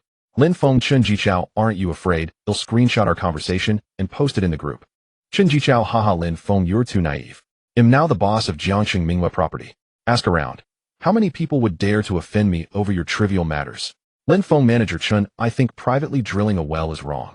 Tomorrow you can bring people to help me dismantle it. As for the expense, deduct it from the property fees. Chen Jichao was furious upon hearing this. He had thought Lin Feng would cave in, but instead Lin Feng was impervious to his threats. Chen Jichao, Lin Feng, just wait. Tomorrow we'll fill in your hot spring first, and it'll make your millions go down the drain. Your water, electricity, and gas pipes will always have problems. Lin Feng manager, Chun, does your knee still hurt? Your kneeling posture was quite impressive. And how did my urine taste? If you're thirsty, I could urinate a few basins right now and let you drink to your heart's content. After sending these words, Lin Feng directly blocked Chen Jichao. In the property management office, Chen Jichao slammed the table in anger. He decided to take people over first thing in the morning to completely seal Lin Feng's hot spring. As the night deepened, the snowstorm in Jiangqing City grew fiercer and the temperature plummeted with alarming speed. Lin Feng, after blocking Chen Jichao's number, burrowed into his bed and fell asleep. With the sudden temperature drop, even those in the Mingyue residential area of Jiangqing could not stay warm despite turning on their heaters. Many shivered uncontrollably, having to wrap themselves tighter in their blankets. Damn, this weather is too bizarre. I measured the temperature, it's already minus 40 degrees. Right now, only blasting the heater and using an electric blanket can barely keep us warm. The weather forecast was way off, though it didn't predict such a severe drop. And the snow keeps getting heavier. Outside is a vast expanse of white. During the night, the Mingyue residential WeChat group became lively. No one could sleep as the temperature continued to plummet rapidly. In the home of 201 Zhou Feng, the family of three, Zhou Feng, Zhou Long, and Miao Zuolan, were all shivering under their covers. Mom, where's my pajamas? Zhou Long's voice rang out. I can't find any. Frustrated, he had wanted to get up for a bowel movement, but when he rushed out of bed to look for his fleece-lined pajamas, the wardrobe was empty. He scurried back to bed, freezing. This sudden movement aggravated the wound on his groin, causing him immense pain. Pajamas. Lin Feng threw them all away, saying, head by you maple leaf goose down pajamas, but they haven't arrived yet. Miao Quillen's voice came from the other room. She too was desperate to urinate. Being lazy by nature, and finding the room bitterly cold, she had no pajamas either, so she held it in, unwilling to leave the bed. Mom, how could you trust that ungrateful bastard? Zhou Long couldn't help complaining. He's selfish to the core. There's no way he'd actually buy us maple leaf goose down. That damn swine daring to scheme against our family. Miao Zuolan vented all her resentment onto Lin Feng. She dialed Lin Feng's number, ready to curse him out in the middle of the night, but his phone was already off. Meanwhile, Zhou Long had no choice but to grit his teeth and shiver his way to the bathroom. He held on to his urinary catheter with one hand, for after his surgery, he could no longer urinate through the normal passage. Instead, a tube had been inserted into his lower abdomen. Soon Zhou Long stumbled into the bathroom. A scream of agony escaped his lips. Xiaolong. Miao Zuolan called out in alarm. What happened? Zhou Feng also sat up from her blanket in a panic. Brother, are you all right? My catheter froze. I can't pee. The urine backed up and went through the original route, hitting the wound. Zhou Long wailed in pain. Don't panic, Mom's coming. They'll use hot water to thaw it out. Miao Zuolan scrambled out of bed. Zhou Feng, don't just stand there, go boil some more water. Zhou Feng scrambled out from under the covers. Without pajamas, both mother and daughter shivered violently. One took a kettle into the bathroom to pour hot water over Zhou Long's catheter, while the other went to the kitchen to boil water. After nearly 10 minutes of frantic effort, they finally managed to help Zhou Long urinate smoothly. The stench in the bathroom nearly made Miao Zuolan and Zhou Feng vomit. This is infuriating. Did Lin Feng do this on purpose? Miao Zuolan pinched her nose as she crawled back under her blanket, shivering so hard her nose was running. Of course it was intentional. And it's all because of that selfish bastard. If he had tried harder to help me, I wouldn't have been castrated. Zhou Long's anger flared his groin, pain making him irritable. Mom, brother, don't worry. They'll go find him tomorrow and demand the maple leaf goose down jacket and pajamas. Zhou Feng was also furious. If he doesn't give them hell, never touch me again. If he doesn't, I'll tear his mouth apart. Miao Zuolan cursed. Also go to Miling's place. Why go to her place? Isn't she in Rueli? Zhou Feng asked, puzzled. I called her half an hour ago. She's already back. Miao Zuolan said. I remember she has a set of rabbit fleece pajamas at home. Bring them over along with any other thick winter clothes. After all, we're family now. She had long had her eye on Ding Miling's rabbit fleece pajamas and saw this as the perfect chance to snatch them. Mom, no. What if Miling gets cold? Zhou Long immediately objected. You boy, Miling hasn't even shared your bed yet, and you're already defending her. Miao Zuolan huffed. Besides, Mom's just borrowing them for 2 days. But we're getting married soon, right? Once my wound heals, I'll hold the wedding with her. Zhou Long grew excited at the thought. He genuinely liked Ding Miling. She was too beautiful. Just imagining all the positions he would explore with her made his lower abdomen burn with desire. He began to stiffen, but the wound split open again. A sharp pain shot through him. Son, what's wrong? Miao Zuolan asked anxiously. Brother. Zhou Feng also cried out in alarm. My wound's acting up. Zhou Long lay in bed, writhing in agony. Miao Calan and Zhou Fong were at a loss, frantically dialing the attending physician's number, but his phone was already off. Zhou Fong, what do we do now? If the wound gets infected, it'll be a disaster. Miao Calan panicked. Anti-inflammatories, take anti-inflammatories. Zhou Fong suggested. Anti-inflammatories. We forgot them at the hospital. Miao Calan fretted. Mom, how could you forget such important medicine at the hospital? Zhou Fong complained. I was so focused on coming back to confront Lin Feng that I overlooked everything. It's all that Jinx Lin Feng's fault. Miao Calan grew angrier by the second, wishing she could take a knife and cripple him. Then, what do we do? Zhou Fong truly panicked. With such heavy snow, going out tomorrow might be impossible. Mom, can we disinfect it with alcohol? Get me some alcohol. I can't let it get infected. Zhou Long was terrified at the thought. Miao Calan slapped her thigh. Son, you're so smart. I almost forgot about alcohol. We don't have medical alcohol, but high-proof liquor should work.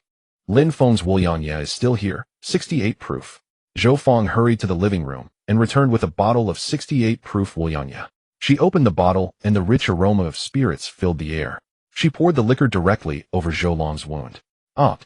A piercing scream erupted from Zhou Long as searing agony ripped through his groin. He thrashed wildly, cold sweat beading on his forehead. Son, you can't be okay. It's all that cold-blooded beast Lin Feng's fault. Heavens, why didn't you castrate him instead? Why must my precious son suffer like this?